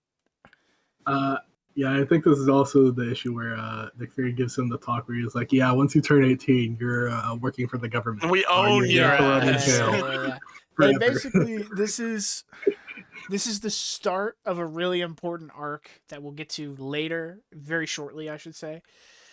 Of like, if you genetically alter yourself on purpose, you basically waive your U.S. rights away. So, like, Norman Osborn drugging himself, according to S.H.I.E.L.D., is saying he's no longer a U.S. citizen and he should only exist in, like, a jail cell. Which I think, it comes up a lot, because that's kind of what Nick Fury is saying. Yeah. Genetic laws. Yeah, genetic laws and the genetic war. But Nick Fury's basically like, that's why he tells Peter where he's like, "Listen, when you're 18, you belong to us, kid." Because, like, you're not going to be a guy anymore. And Peter doesn't take it well, obviously. No, Peter's just like, "Man, fuck you," and he like runs away. Yeah, he goes and grabs MJ because yeah, she was in she's like in a warehouse. Yeah, she hid out in a fucking crazy old ass abandoned warehouse. But enough of all that. All right, enough of the goblin shit. It's time to get a little bit back down to earth. The next arc is really just about, I say back down to earth, but the next arc is about Peter dealing with all of his trauma. And then also this guy who like dresses up as Spider-Man and then robs banks. Which is like, that's it. That's the whole arc. Peter and MJ are going steady. I think Gwen starts to get shot. Well, yeah, I know he gets shot, but that's a big part yeah, of the arc. I was gonna say Gwen like stays at his house for a bit because I think Captain George Stacy is like. That's when he finds her laying in the trash can outside of school, and she's like crying her eyes out because her parents hate each other. Yeah, and Peter, it's because Peter's, I think he's going after the Rhino. Yeah, he's trying to leave school to go fight the Rhino, and then he comes across her. He's like, I gotta go, but I'll come back." And then he finds Mary Jane. MJ. Yeah, and he's like, "Mary Jane, Gwen is in the dumpster. You have to help Gwen." And Mary Jane doesn't like Gwen because she's like jealous of her. Even though Peter, like, I won't say Peter has no interest in Gwen, but, like, I don't get the vibe that he's, like, in love with Gwen. But, you know, Mary Jane's 15 or whatever, so she's jealous. But yeah, Spider-Man goes to, like, he basically becomes cop enemy number one because he starts robbing banks, so all the cops start shooting at him. He gets shot in the shoulder, which is this big moment where he's got to, like, go to the hospital. But not as Spider-Man, because you can't go to the hospital as Spider-Man, so he goes as Peter, and then, like, all the cops show up because they're like, "Oh, a guy got shot in his shoulder? Like, we shot a guy in his shoulder, you know?" He's got to, like, escape the hospital, and it's a big thing because his shoulder's really fucked up. But, we meet the Wasp here as well. Like, the Wasp shows up and heals his shoulder with, like, magical shield tech. Yeah, it's like some genetic thing where she accelerates his natural healing factor. Yeah, using chicken DNA. Yeah, I mean, typical Ultimates shit. All right, they're tools of the government. They're lame-os. That's how I view them. All right, I don't like the Ultimates. We haven't made that known yet. I don't like any of them. But Wasp is kind of nice to him here. But at the same time, we get a massive moment where Captain George Stacy is about to potentially apprehend this imposter Spider-Man. When he throws his like backpack, he's wearing a backpack. He like throws the backpack off. It's a bomb, or it's a machine that's about to explode. It lands next to a kid, and George Stacy like grabs the kid, throws the kid away, and then fucking blows up. Just gone immediately. Which is kind of similar to his death in the main universe. He doesn't blow up, but he does save a kid and then gets killed like in the crossfire. So it's kind of the same thing. But this starts a big hate train of Spider-Man because he has now murdered the police captain and also Gwen's father. And so now Gwen despises Spider-Man. Valid. And I think it's kind of a really good part in the book that I like, because immediately, like after this happens, Peter rushes over because the guy is still stealing shit, dresses him, and he beats the piss out of him. Yeah. He loses it. No, he like, and he beats this guy up so badly that even like the bystander, like you see the bystanders are like, "Oh my God, Spider-Man, stop!" or whatever. Like even they're freaking out. And then it's just some guy, which is the exact word he says. He just says, "I'm just some guy." And then he never appears again. That's not a joke either. We'll never see that character again. I mean, he's a pretty smart dude. He copied Spider-Man's powers. Like, I'm kind of shocked. He had, like, the web fluid. He had the sticky thing going. Yeah, he had, like, real webs that he shot some at Peter. I don't think they're crazy. As good. Like, I think Peter mentions where he's like, these are some fucking phony ass knockoff, but like either way, I don't know. At the same time, also Mary Jane breaks up with Spider-Man because she's tweaking because Goblin threw her off of a bridge, and she's like, "I don't want to be with you if you're gonna fight." Goblin throws her off a bridge. Peter gets shot, and she has to carry him on foot to a hospital. And he gets to sit in the waiting bay waiting for him to get cleared. It's not good. So like, kind of terrifying. But she also does mention, as I wrote in my notes, she does mention that she's like, because Gwen starts to stay over at the Parker house because Aunt May is like, all right, like we'll take care of you, and so she's like, besides, you'll just sleep with Gwen anyways. And this is Mary Jane drops something very important, which is Peter has not spoken to her about anything about her life, and her dad like cheats on her mom all the time, and so Mary Jane's like, I don't want to see you do it to me, so I'm just gonna break up with you. And then Peter kind of has a moment where he's like, oh, that's right, I don't really talk to my girlfriend unless I'm telling her about like Spider-Man things, which I think is really fun, that he's like kind of a shitty boyfriend because he's like 15, like it's a fun little like, these guys are children, and also he's fighting demons when he walks outside every day. So, like, he'd be a pretty bad boyfriend, I think. Yeah. Also, Gwen's mom sucks. There's a moment when Aunt May, like, calls Gwen's mom, and she's like, hey, your we get only one side of the conversation. And it's just it's bad. Just May trying to talk her into, like, maybe taking care of the child she gave birth to. And then she like keeps cutting her May off, and it's not good. No, it is pretty bad. But that is why Gwen is now, she just like kind of permanently lives with Aunt May and Peter, which obviously adds for some drama because she hates Spider-Man and Peter is Spider-Man. Guys, that's crazy. It sticks around for like a while arc. Like this next arc, it's like entirely every time Peter mentions Spider-Man offhandedly around Gwen, Gwen's like, fucking Spider-Man. It just cuts to Peter. He looks like a kicked puppet. He's always just like, whoa. Spider-Man. Hey, now you can't say that word. Spider-Man's kind of cool, guys. Like, when she does that with Liz a couple times, like anytime Liz is like, Spider-Man fucking sucks, Peter's always like, I think Spider-Man's kind of cool. He's like, I don't know, dude. But now we get Venom. All right, we get Ultimate Venom. Oh my god. Which we basically see Peter finds this old like VHS video from his dad. He finds a bunch of his dad's stuff, including this VHS. And it's of him at like a picnic. Like Aunt May and Uncle Ben are there. His mom and dad are there. And then this guy who's a couple years older than him, Eddie, is there. And then Eddie's parents are there. And Peter's like, I don't remember who these guys are. And Aunt May's like, oh yeah, the Eddie Brock, like he was like your one childhood friend. And then, but he was a couple years older. And so after their parents died, he moved away or whatever. And so Peter like hits Eddie up. And Eddie's in college. And immediately, Eddie is fucking, it's just, I I hate Ultimate. I love Ultimate Eddie. He's a great villain, but I'm like, God, I hate this guy. Oh yeah. Because he takes Peter to the mall, and at the mall he's like, so, you know that who's the guy that you hate? And Peter's like, oh, I hate Flash Thompson. And Eddie's like, well, every fucking frat boy is Flash Thompson, but 10 times worse. And you're kind of like, oh, okay. And then Eddie's like, so you have a girlfriend? And Peter's like, oh yeah, I mean, like, I did, and then we just broke up, and I really miss her. And Eddie's like, fucking forget about her, dude. Fuck all of the women in high school. It really does. Life doesn't start until you meet college girls. Like, he's just a fucking creep. Yep. And you're just you'll forget her in 5 years. Yeah. He's just like, you'll fucking forget her, and you'll forget everyone else here. Fuck them all. And Peter, I love Peter in this moment because he doesn't say anything because he wants to be friends with Eddie, but he also, you could tell that even Peter's a little bit like, all right, man, you're a little fucking weird, dude. And you meet Eddie's roommate, who's like, the first time you meet him, you think he's a piece of shit, and then you meet him later, and he's like, not actually. It's just because Eddie's a piece of shit.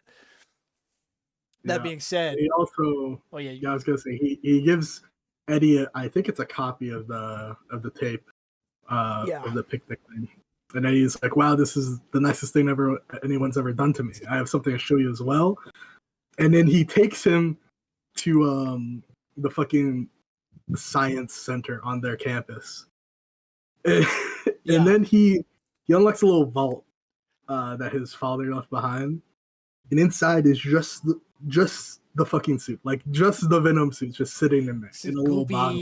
Goopy, like it's in like a fridge or something. Like it's like it's in like a locker fridge, but it's this goopy purple thing. And Eddie's like, yeah, our parents were making a cancer suit to like fight against cancer, but then, and you get more of this later. So basically, Eddie's dad and Peter's dad are making a cancer suit that uses your DNA to it attaches to you, copies your DNA, and then uses that to fight cancerous cells. But they've run out of money, so they have to sell it to Trask Industries. And in the process, Trask Industries is like, we're gonna use it for fucking war, because it's like a suit that heals you from anywhere, not even just cancer. It like heals you and it gives you super strength. And so they're like, we're gonna. They didn't. Yeah, you go. Yeah, I was gonna say they didn't make it like completely. They made like prototype first, like Mark 1 basically. And the Mark 1 suit, it still heals you, but most importantly, what it does is it's just a symbiote suit. It just makes you stronger for the most part. And then Trash saw this and they're like, okay. We're taking this and we made it now. It's ours. Yeah. They're like, we made it and we're gonna sell it. You get a thing I love. There's a line I love that I think about a lot where Peter's dad, Richard, is like, Ben, I should have listened to you when you told me never to trust a guy with a tie. I don't know. I don't know why I like that so much, but because we don't like corpos. We don't like corpos. You're right. But I wanted to mention also, Eddie calls it their inheritance, which is like, I don't know, when he says it, it's very sinister, and you're just like, oh, this is wrong. Something is clearly going to go bad here. But Eddie invites Peter. He meets Gwen, and he's immediately, you immediately can tell that this college-age guy is like trying to hit on this 15-year-old, which is very fucking weird. And so he's like, hey, do you guys want to go to this reggae concert? And Gwen is like, oh, absolutely. And then Peter's like, I can't, because, he's got to go do Spider-Man things. And so while Gwen and Eddie are at this concert, Peter's just kind of losing his mind, because he's thinking about, like, Mary Jane broke up with him, Gwen's dad just fucking died, Uncle Ben just died, his parents are dead, Eddie's parents are dead, and, like, they probably got killed in some corporate espionage thing. That's what Peter's kind of stuck on, because he's like, they died in a plane crash right after they were going to go fight to get their cancer suit back. So, like, by the way, they were killed by the Hulk. Besides, doesn't matter. That's for you, Nolan. We can talk about that later. Either way, so Peter's losing his mind. He's like, you know what? I'm gonna go grab the cancer suit, because he's like, I want to go figure it out. And Eddie had mentioned that when you make it, you have to make it for an individual, and so you have to key it to someone's DNA, and so it was keyed to Richard's DNA. So it's basically I mean, it's not Peter's DNA, but it's his dad's DNA. So Peter's kind of like, I'm gonna go grab the suit, and he goes there, and he immediately he wants to take like a tiny little sample so he can do his own testing on it, and it immediately attaches itself to him and puts him in like a disgusting blob cocoon. Yeah, he drops like half a teaspoon's worth on his hand, and it just keeps spreading on him until it, like you said, it cocoons him, which is pretty bad. And then he wakes up, but with like he like blasts out of the cocoon, and he's in this nothing kind of venom suit. Like he can't see. It's like a moment where he's like, I can't see anything, and then the suit grows the like Spider-Man eyes. Then it grows the Spider-Man symbol, and it looks like the Venom suit, except it's purple. And I fucking love the purple Venom suit. I don't know why. I don't know if you guys have any thoughts, but like, it's such a good design, man. I like it. I like it a lot. Yeah, it's basically just the black suit that, you know, it looks exactly the same. It's got the wraparound spider. It's got the white things on his hand, but it's purple. And then Spider-Man goes and he like fights some crime. He finds like this limo from a famous singer that's being like hijacked by fucking weird. I don't know what the fuck these guys are. And he like breaks in. They're just like mercenaries. Like, yeah, right. But they have like crazy comic book designs. It's funny. I don't know. He makes a ton of jokes. He like, I think when he says a joke and then no one says anything, he goes, "Man, tough limo." And then he like beats the shit out of him. He gets shot, but then the suit absorbs the bullet. And Peter's like, "Oh, I like that." He's kind of like, "That's pretty nice." And he mentions that it makes its own web fluid. And so he's kind of like, this is the way to go. Like, whatever this creature thing is, that, you know, whatever this suit is, it's pretty fucking sick. He runs into Shocker. Another great moment. Shocker, like, hits him with a shock. And you see there's, like, a panel where the suit kind of vibrates. Because, obviously, you know, in the main universe, the symbiote is weak to, like, very loud noises and, like, vibrations and stuff.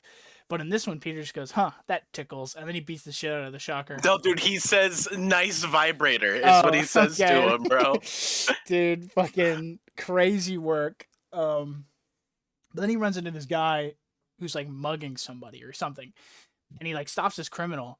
And as he's fighting this criminal, Peter gets, like, a flashback to the guy that killed Uncle Ben, because the criminal, they don't really look the same, but it's a very similar circumstance. Yeah, because he was robbing a store, I think, and he shoots one of the people in the store, and then he books it, and Peter sees it, and then that's what sets him off. Well, yeah, and then Peter turns into Venom, and he goes, "I'm gonna eat you," and then Peter's like, "Oh," and he like drops the guy.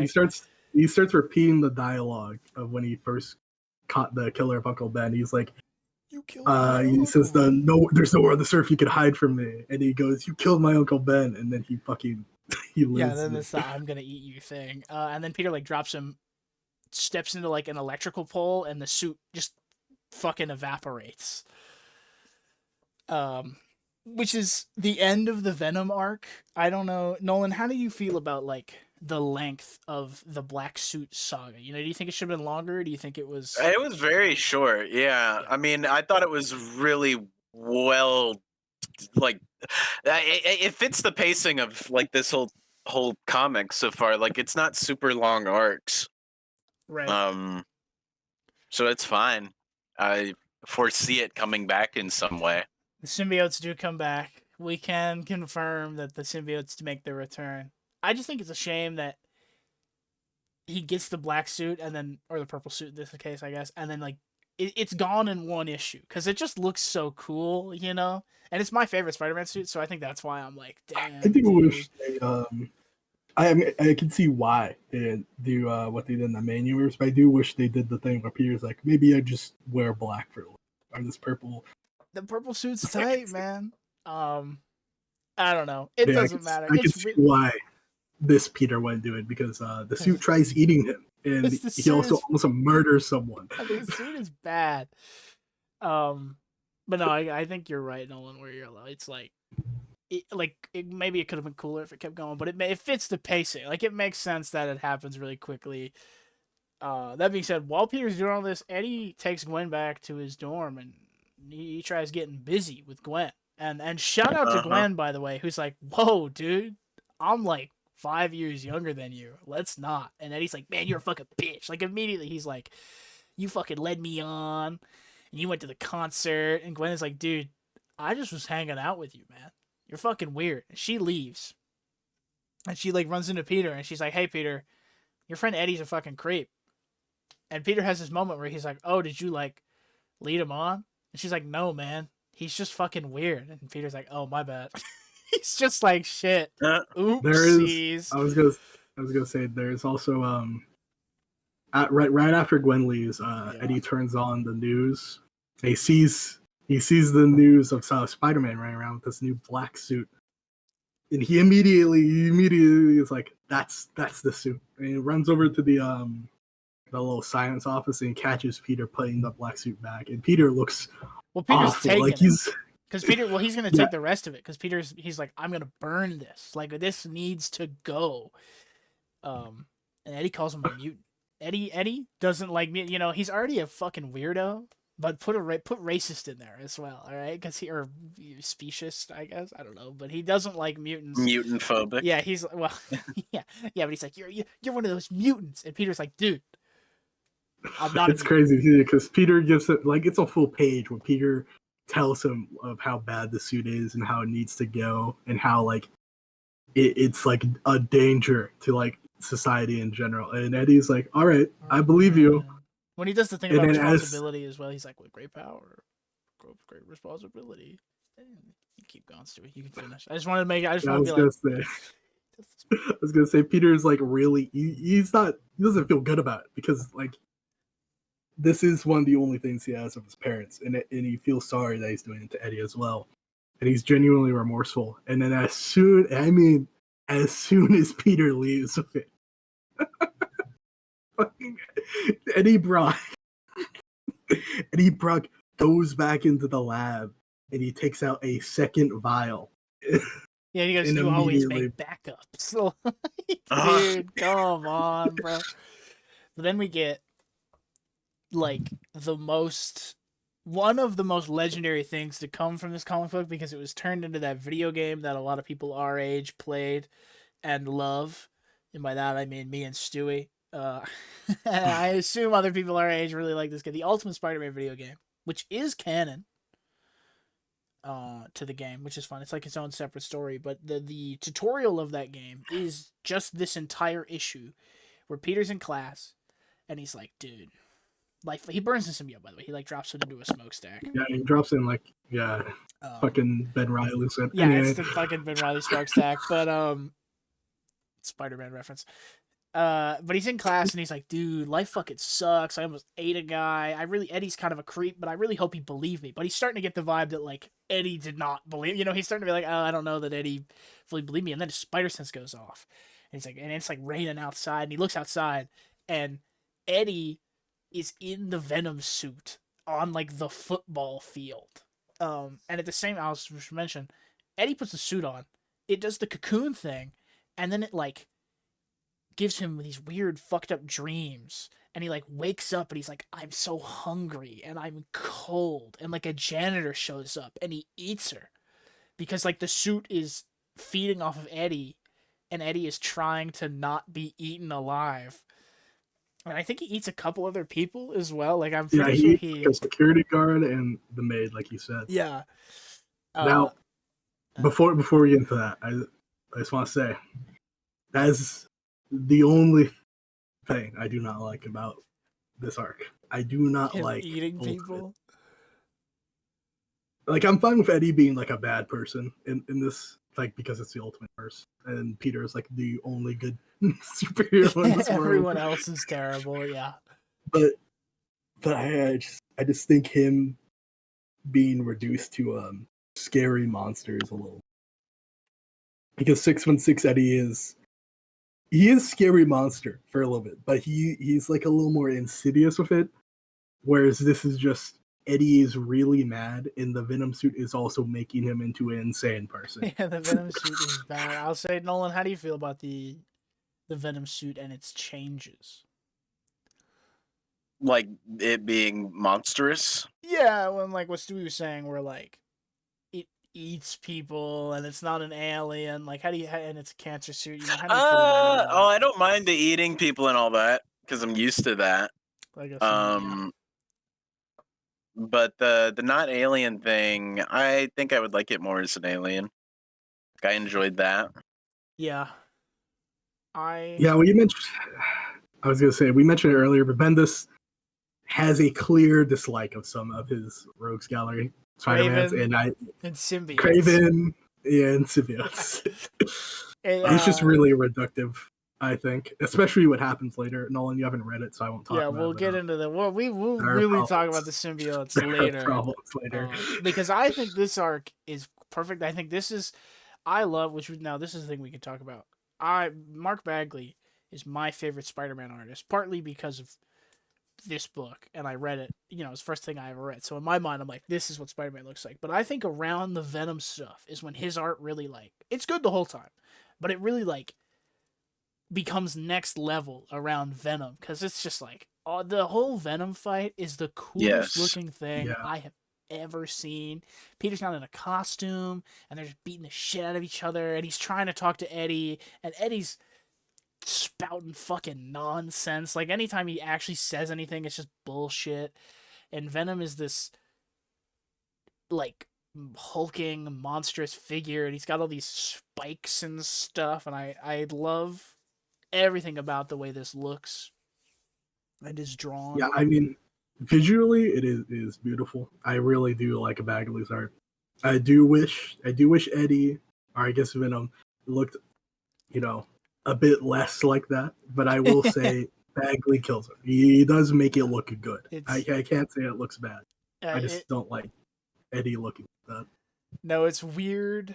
But I guess, the writing at least is he looks like this because it's keyed to Peter's DNA, and it's with Peter it looked kind of normal, and then on anyone else it's like this fucked ass monster.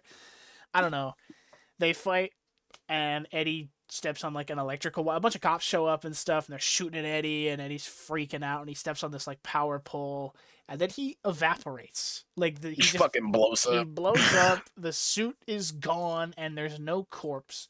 And Peter has this moment where he talks to Nick Fury, because Peter's freaking out, and he's tailing Nick Fury, and he's he talks to Nick Fury, and he's I'm fucking done. I'm out. Cure me. I don't want these powers. And Nick Fury's yo, kid, what's going on? And Peter explains the whole situation, and Nick Fury goes, man, if there's no body, he's not dead. Which is so funny that someone says that in a comic. I'm just dude, Nick Fury's nah, man, he'll be back. And then Peter has a moment, and I'm only bringing it up to mention this. Peter goes, did you kill my parents? And Nick Fury's man, I killed a lot of parents. I've killed a lot of people, but I have not killed your parents. That's a lie. Nick Fury is directly responsible. No, to be fair, when Bendis wrote that, it wasn't a lie, and then later it's changed, and they Nick Fury hires the Parkers, and then they die in a Hulk explosion, pretty much directly caused by Nick Fury. So yeah, Nick Fury did kill his parents, or I guess the Hulk killed his parents. Doesn't matter. And then they set it up that it's a big plane crash. Which is fucking stupid. But after this, we get an X-Men crossover. But enough of the Venom. All right, Peter doesn't have a costume, and so he's I gotta lay low. I don't have a costume. I can't really sew one. And Mary Jane helped sew the last one, so he's kind of shit. Mary Jane's not. I'm not with Mary Jane right now. I don't know what I'm doing.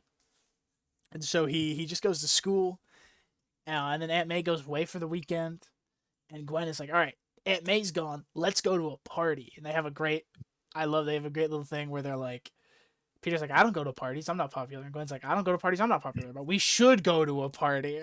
And they're okay. And they immediately go to the party, and they hate it, which is so real.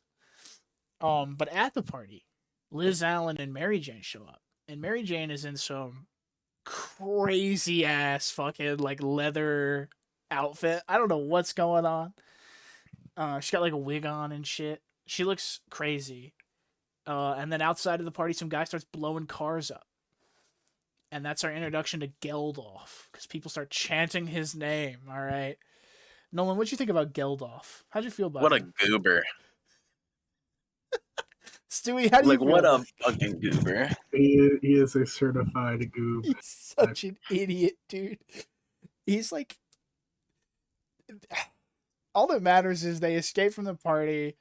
There's a great moment where Mary Jane, Liz, Gwen, and Peter are like, they're all running away because the cops show up because Geldof is again blowing cars up in this neighborhood, and they're like climbing this chain link fence, and I don't know, it's a funny moment where all the three girls climb it, and they look around, and it's Gwen, and she goes, "Come on, Peter, do it! You can climb the wall!" And it's just a moment where Peter goes, and then he like jumps over the wall. But like, I don't know, funny moment. But then we meet Geldof, like more so, and I mentioned this earlier, so I wanted to bring it up again. And earlier we were talking about like the Peter monologues, and this is one I love.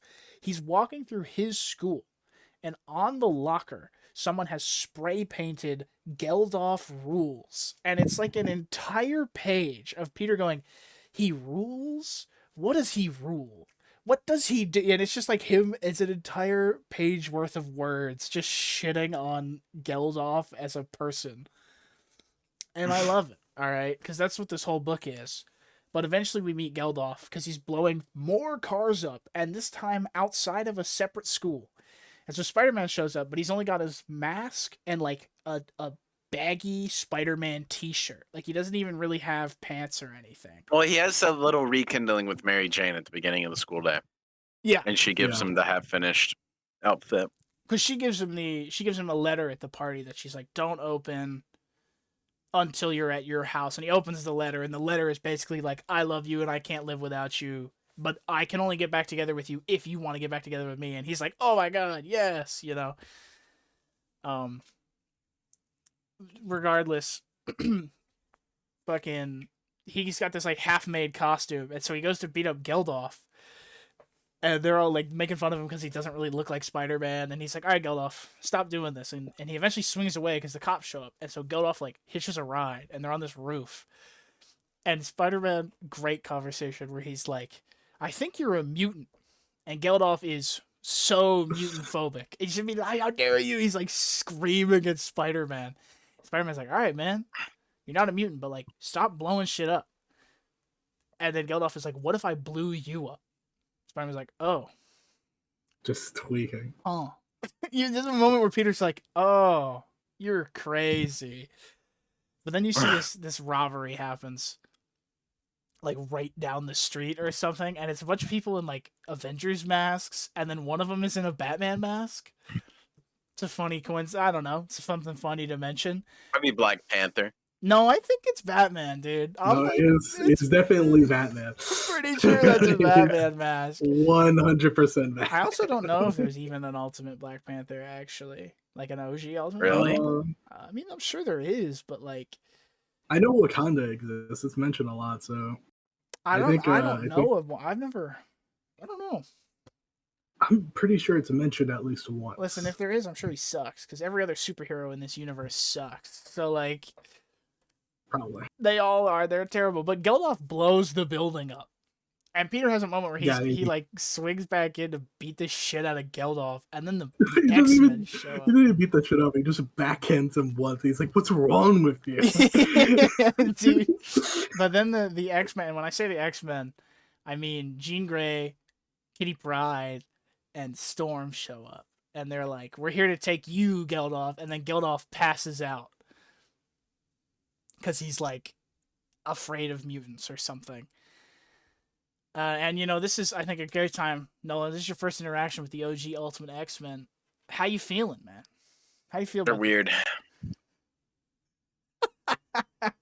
Yeah. How so? In what way? Like, describe your feelings here. Slutty. Well, yeah, I mean, Crazy. yeah, that's crazy.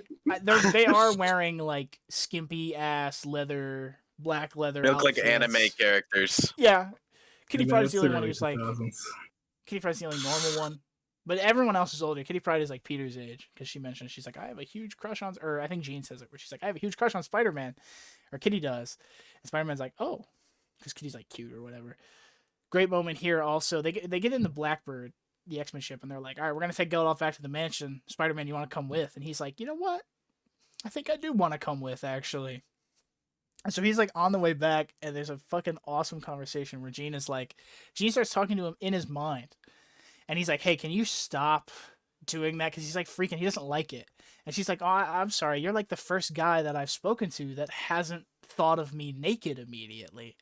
And then it's like 5 panels of like her face getting progressively more mad at Peter, and he's like, I'm sorry, I'm trying to stop, and I just can't stop. And all I'm saying is, she put that in there.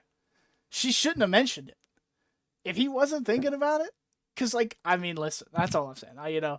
But then Geldof wakes up and blows the fucking airplane up. No thoughts at empty, man. He's so fucking stupid. But they all land successfully, and Peter kind of. You feel this moment it's so funny too, because they're having like a regular conversation. Yeah. Like Peter and the X-Men, and Geldof, instead of saying anything, immediately freaks out and just blows it up.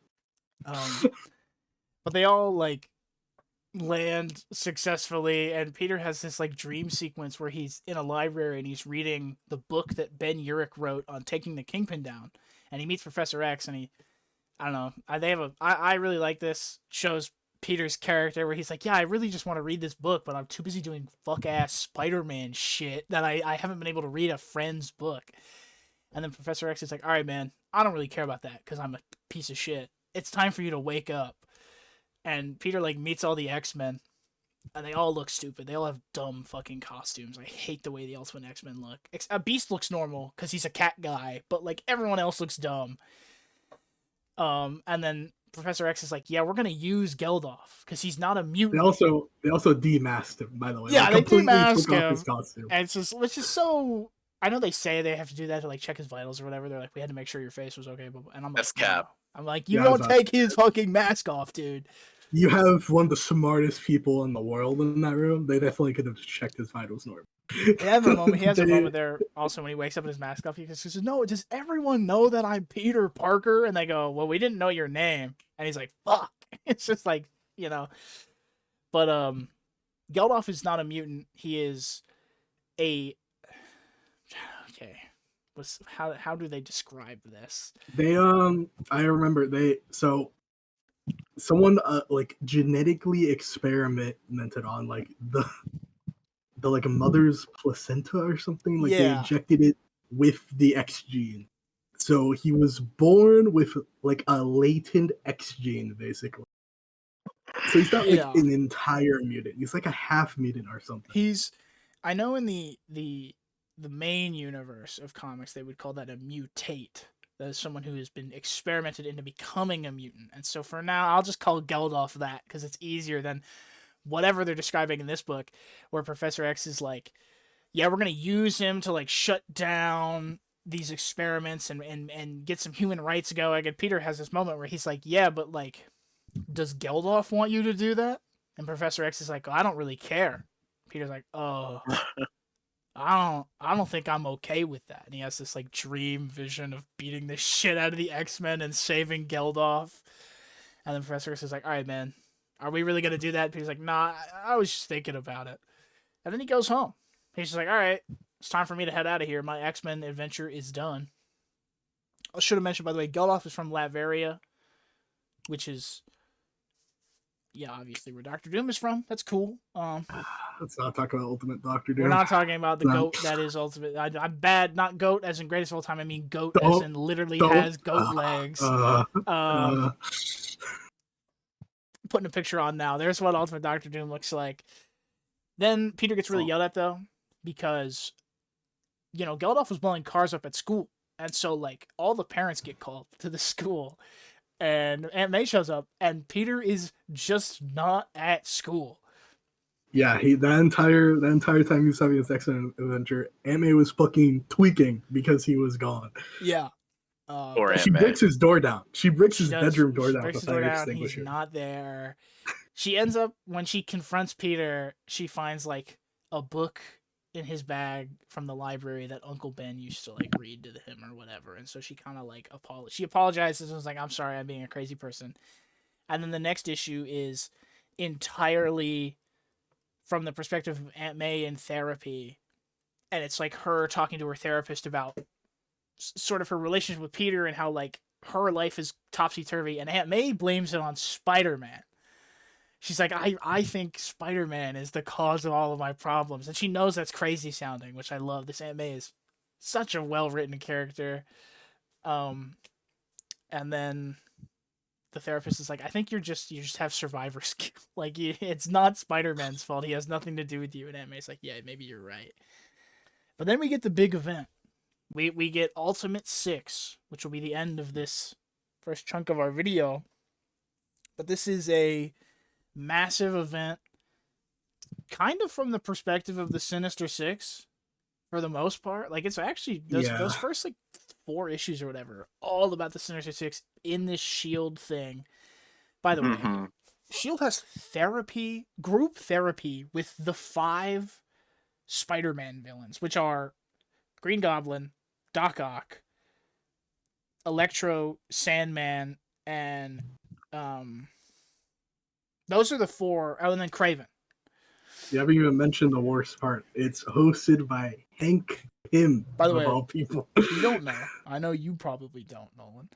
Hank Pym, at the time of this book, was kicked off of the Ultimates and then brought back because Wasp, they're married, Wasp had mentioned that she found Captain America hot. And so he violently, and I'll emphasize it again, violently beats the shit out of her and then sprays her with a can of Raid, like Wasp Killer. He also has ants swarm her and take chunks out of her. He leaves. What? Yes, he leaves. This is real. Captain America beats the shit out of him. He apologizes, and then they let him back on the team. Not really, which there's a line in Ultimate 6 where Nick Fury goes, "All right, I know you guys don't want to see Hank Pym, but he's helping S.H.I.E.L.D. out. He's not really on the team, but he's here." So, yeah, man, the Ultimate Universe fucking sucks, dude. This place... Yeah, why is everybody but Spider-Man... So far Captain America was okay. No. Because it was the early 2000s. No, sorry, he's not. Sorry. He's good in this. Sorry. He's good in this, but in the Ultimates book, he's so fucked up, dude. I'll tell the story. The reason why you go. is because it's the Ultimate 2000s. I'm losing it. It's the early 2000s, and everyone had to be dark and edgy and gritty, except for Peter. Yeah. Peter's the only normal person in the entire world. Yeah, it's, and then going on that, obviously, the 2000s were edgy, like you were just saying, Stu, but Spider-Man was, like, the first one. And so, like, when they did Ultimate Spider-Man, it was kind of just like they didn't know it was going to work. And so they were like, we're just going to tell a Spider-Man book, but now. And so then when they started to do all the other books, they were like, well, what if we do different stuff? Like in the X-Men, Scarlet Witch and Quicksilver have sex, and then Wolverine jacks off to that. Also, the X-Men, by the way, the mutants, they're not actually mutants. The X gene comes from a failed super soldier serum experiment. Oh, isn't that awesome, guys? Captain America. Yeah, I don't know. It doesn't matter. We're not talking about the X. Fuck the X-Men. Captain America. This is famous. This is an insanely famous moment. He's fighting aliens. He's fighting the Chitauri. In the guys from the movies. And one of them is like, I'm pretty sure it's when the aliens goes, "You need to surrender, Captain." Like, he's got the alien beat, but the alien's like, "Our people are coming, you should surrender."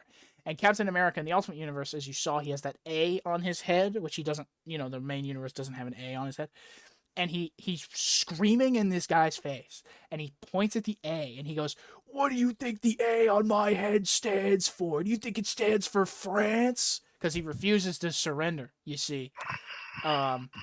Which is why, by the way, shout out the new Ultimates book, which is Peak. In that book, in the second issue, when they storm the White House, there's a little girl that looks at the A on Captain America's head, and she goes, "Mommy, what does that A stand for?" Captain America says it stands for America, because they don't know what America is in the New Ultimate Universe, and that book is Peak. That book is making fun of the shitty book. Regardless, this book is about the Sinister Six teaming up to fight the Ultimates, and it's actually a lot of fun. I don't know why they're all in group therapy, though. I think this is a really bad idea on S.H.I.E.L.D.'s part. Like, it's sort of stupid. They just keep them in, like, a glass bubble, like, with an arms reach. And granted, they are restrained, and they have power dampening explosive colors. Yeah, whatever. I think they explode, but, you know...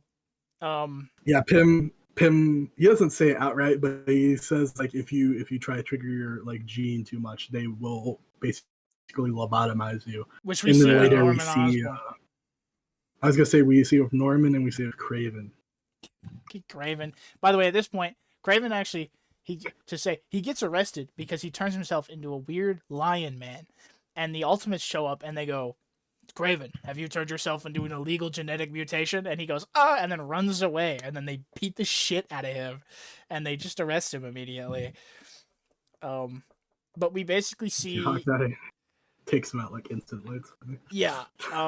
We essentially, this is, I mean, obviously it's called the Ultimate Six. It's about the Ultimate Sinister Six, but we see all of them in jail, and Norman is talking, and he's like, I need you guys to bring me my boy. Bring me my boy. And you're like, Hank Pym is like, dude, we're not bringing Harry Osborn to you. And Norman's like, I don't, fuck that guy. I want Peter. And he's like tweaking. He's going insane. And Doc Ock sees all this, and he goes, yeah, all right, can I make a deal with S.H.I.E.L.D.? Can I get out of here? And they're like, oh, absolutely, dude. And so they take him into another room with his arms, because they took his arms off. And they're like, yeah, so you can start helping us. We'll lower your sentence and stuff. But can you just explain to us how these arms work? And you get this great sequence where it's like 2 close-up panels of Doc Ock's face. And he's talking about how he thinks that, like, the explosion didn't connect the arms to his, like, spinal column that connects to his brain. He thinks the explosion activated like a potential mutant connection with his arms, and he can feel them even when they're disconnected to him. And then it zooms out, and he has stabbed all of the scientists. Like, he's murdered these scientists. And then he breaks everybody out. And the Ultimate Five break out, and they're like, all right, we're going to team up.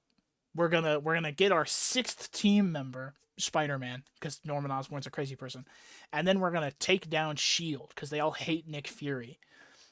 I just want to say real quick, right before, what makes the Osborn, the fucking Octavia scene a little bit more funny is right before it, Nick Fury gathers all the Ultimates. He starts talking about Doc Ock, and he's like, He's gonna help us. He's gonna help us now. We've cracked the case. He's gonna help us. Yeah, and then immediately the fucking S.H.I.E.L.D. facility blows up, and there's a big moment. There's a big thing. There's a lot of stuff with Fury where he sends in the Ultimates to go check out, like, what the fuck happened here, and there are 38 dead S.H.I.E.L.D. agents, and Nick Fury is, like, really pissed off about that because he's never lost 38 S.H.I.E.L.D. agents. Like, he's never lost that many guys before, and he lost them to these dumb-ass Spider-Man villains, bro. Like, it was not even real threats, alright? It's fucking Doc Ock. But then they end up kidnapping Peter because they threaten to kill Aunt May, and you have this moment where Peter's identity is revealed to all of the Sinister Five, which is like, yeah, God, he's so bad at keeping his secret identity.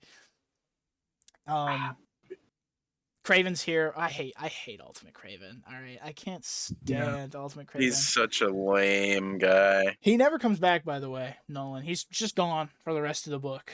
Are you serious? I'm pretty sure. Yeah, he never has like a story. At least, like, if he comes back, it's like a one-off, kind of like a shocker thing. So he never. We did forget to mention the Ultimate Six trick S.H.I.E.L.D. two ways, really. Okay, the first one is they have Kraven, like, in their list of demands, because they make a list of demands. I'll get to the second one in a second. They have Kraven, like, they use his, like, media connection to trick S.H.I.E.L.D. into thinking they're going to set up like a TV crew that follows them around constantly. Yeah. To like document them and and to make sure that if they get captured again, it's like documented and they'll release the files to the world So over here, you can see that shield is keeping them just locking people up without due process. Yeah, like. And then the White House. Shield goes. Yeah, well, I'll get to the White House in a second. Okay. So I was gonna say, Shield sends the Ultimates to this TV studio, and with like a bunch of like task force agents, and they break into the studio, and they go to like interrogate the like fucking CEO or whatever, and they find him, and they're like, where are the files? Where are you keeping the files? And the guy's like, I don't know what you're talking about. So basically, they just wasted their time breaking into this TV. It was a red herring. But yeah, Stewie, you want to describe what Norman Osborn does with the White House? Yeah, fucking Norman Osborn. I think he calls up like the Secretary of Defense or something. Yeah. Someone who works in the Oval Office, and it's like a very important person, and blackmails them to send him $100 million, or he's going to one, expose Shield for what they did, and two, attack the president. Yeah. So yeah. And they do end up doing that because Nick Fury gets a call from the president, and the president is like, what the fuck is happening at the Shield offices, dude? The president is so mad. He's like, I pay you for one thing. And Nick Fury's like, listen, they're crazy, we'll handle it. They're crazy people, we'll handle it. And there's a moment at this is a big thing where the Shield grabs Spider-Man, and Spider-Man meets the Ultimates for the first time, and they basically run the situation down. They're like, all right, Norman is crazy. He's escaped. They're all going to team up. They're doing crazy shit. We need your help. Peter's like, all right, I need you to get my aunt and I need you to get my girlfriend. And their Shield's like, we're on it. Don't even worry about it. And then Norman shows up and he kidnaps Spider-Man, and he has this moment where he does this shit, which we mentioned earlier, but he does the same shit he does the last time, where he's like, you belong to me. I own you. I created you. No more Spider-Man. We're going to be a team, and he's like, we're going to be the Ultimate Six. So he doesn't say that, but that's basically the idea, is that Peter is the sixth member. And so he tells Peter that he kind of hints that they've kidnapped Aunt May already. Like, Norman kind of lets it where he's lying, but he's like, we'll kill your aunt. And so Peter goes along with it, and they do go to the White House, and they just immediately, the Ultimates show up. And so it's this big battle between the Sinister Five and the Ultimates, and you have this moment, which I think, Nolan, you sent like a screenshot of, and I think we all love this moment. It's this moment where Peter and Captain America are like at a complete standstill, like they're both pushing each other into the ground, because Peter's like, he's gonna kill my aunt, like I have to fight you, and Captain America's like, dude, we have your aunt, don't worry about it. And Peter's like, are you lying to me? And Captain America goes, kid, we have your aunt. And then Peter turns around and he goes, Goblin, and just lays into him with like a crazy punch. Goblin starts tweaking. What makes this so great is the Ultimates beforehand are like fighting for their lives, basically. Yeah, like they're fucking losing, dude. Yeah, Sandman's kicking the shit out of Iron Man. I think Kraven's fighting Hawkeye or something in the background. Like, it doesn't matter, because then Peter shows up, he immediately beats the shit out of Goblin. Yeah, he uppercuts Norman and just sends him flying. Yeah. So good. And then at that point, the Ultimates sort of, they get it going, they get everybody, and then the only one they haven't actually defeated is Osborn, who starts just fucking losing his mind. And they play the Shield plays their like trump card, and they send in Harry Osborn. And there's this moment where Green Goblin is like, oh, really? You're gonna send my shitty kid in here? And he starts to depower, because he is like, okay, I'm not gonna kill Harry. And then they start to shoot him. And so he like powers up again, and then they have to beat the fuck out of him. Yeah, to make it worse, it wasn't even Shield that shot him directly. It was fucking Iron Man. Or yeah, Iron Man or whatever. But it's like, it's the Ultimates fucking suck. Okay, I hate the Ultimates. It's so bad, because Iron Man, he like tries to connect to Nick, and he's like, I have the shot. And before Fury even responds, Iron Man's like, okay, I'm gonna shoot him. Yeah, and Iron Man's loading up. He like the whole time Iron Man's like, load the anti-Goblin rounds, and it doesn't work. It just like nothing. It doesn't stop. Rounds. Because he's got the anti-Sandman round. It's so fucking stupid. The whole time Peter's not here at this moment, because Goblin knocked him into the Oval Office, and Peter's kind of having a moment where he's like in the Oval. He goes, huh, the Oval Office. They're kind of like, all right, Peter, get your ass back out there. But they arrest Goblin. Peter sees that Harry's there. Harry says something. I think Harry's like, I fucking hate you, or some bullshit. He's just gonna kill them all. Yeah, he's like, I'm gonna kill all of you. And then Peter's like, damn, this is crazy. And then Fury shows up and he goes, man, thanks for your help, kid. We're gonna take Osborn, both of them. Bye. And then they leave. And Peter's just like, oh, okay, I guess, you know. And that's it. That's the end of Ultimate 6. I love it. It's such a good little... Yeah, I do really like it. I did mention before we recorded it, like yesterday, there's one big problem I have with this book. Peter, through this entire book, doesn't wear his fucking mask. Oh, in Ultimate 6, yeah. To no end. Now, I'm fine with the Ultimate 6 learn, because, like, obviously, you gotta have, like, some stakes for the future. If they know he's Peter Parker, that's fine. I can accept.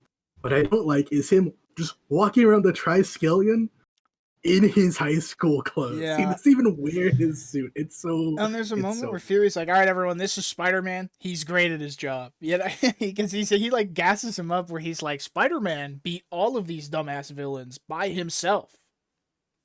And all of the shit, like the Ultimates are like, oh, good for you, little guy. And like you're saying, see, I agree, where I'm like, put your mask on. Who are these shield agents? If, like the Ultimate 6, no, but like, yeah, we're just walking around the Triskeleton, just not even in costume. No, it's... And then he does put his costume on, but leaves his mask out. Like, Peter, what are we doing? Yeah. Peter, the one thing I'll say is, at the White House, I give him some leeway because Norman doesn't like that he wears a costume, so I'm a little like, okay, you take your mask off to appease the crazy goblin guy, sure. Yeah, after they capture him, it's fine. Yeah, but everything beforehand, like, I agree. Come on. But I classify this as the end of... This is kind of like the end of the first major sort of Ultimate Spider-Man chunk, I think, because most of his villains have been arrested, and so going forward we get a lot of some old villains, but you know, a good chunk of like new villains and new stuff going forward. But yeah, that's all. This is Ultimate Spider-Man. Nolan, as the guy who hasn't read it, how do you feel? I love it. It's great. All right. It's really good. I've been eating it up. Yeah, you read like 30 issues in a day, like 2 days ago or whatever. 40. Yeah, we weren't kidding when we were like, this boy locked it the fuck in. But I spent 5 hours reading. It was bad. Hey, it's never bad. All right, it's never wrong to do that. But I guess we'll see you viewers in the next half of this video when we read more Ultimate Spider-Man. So see you then.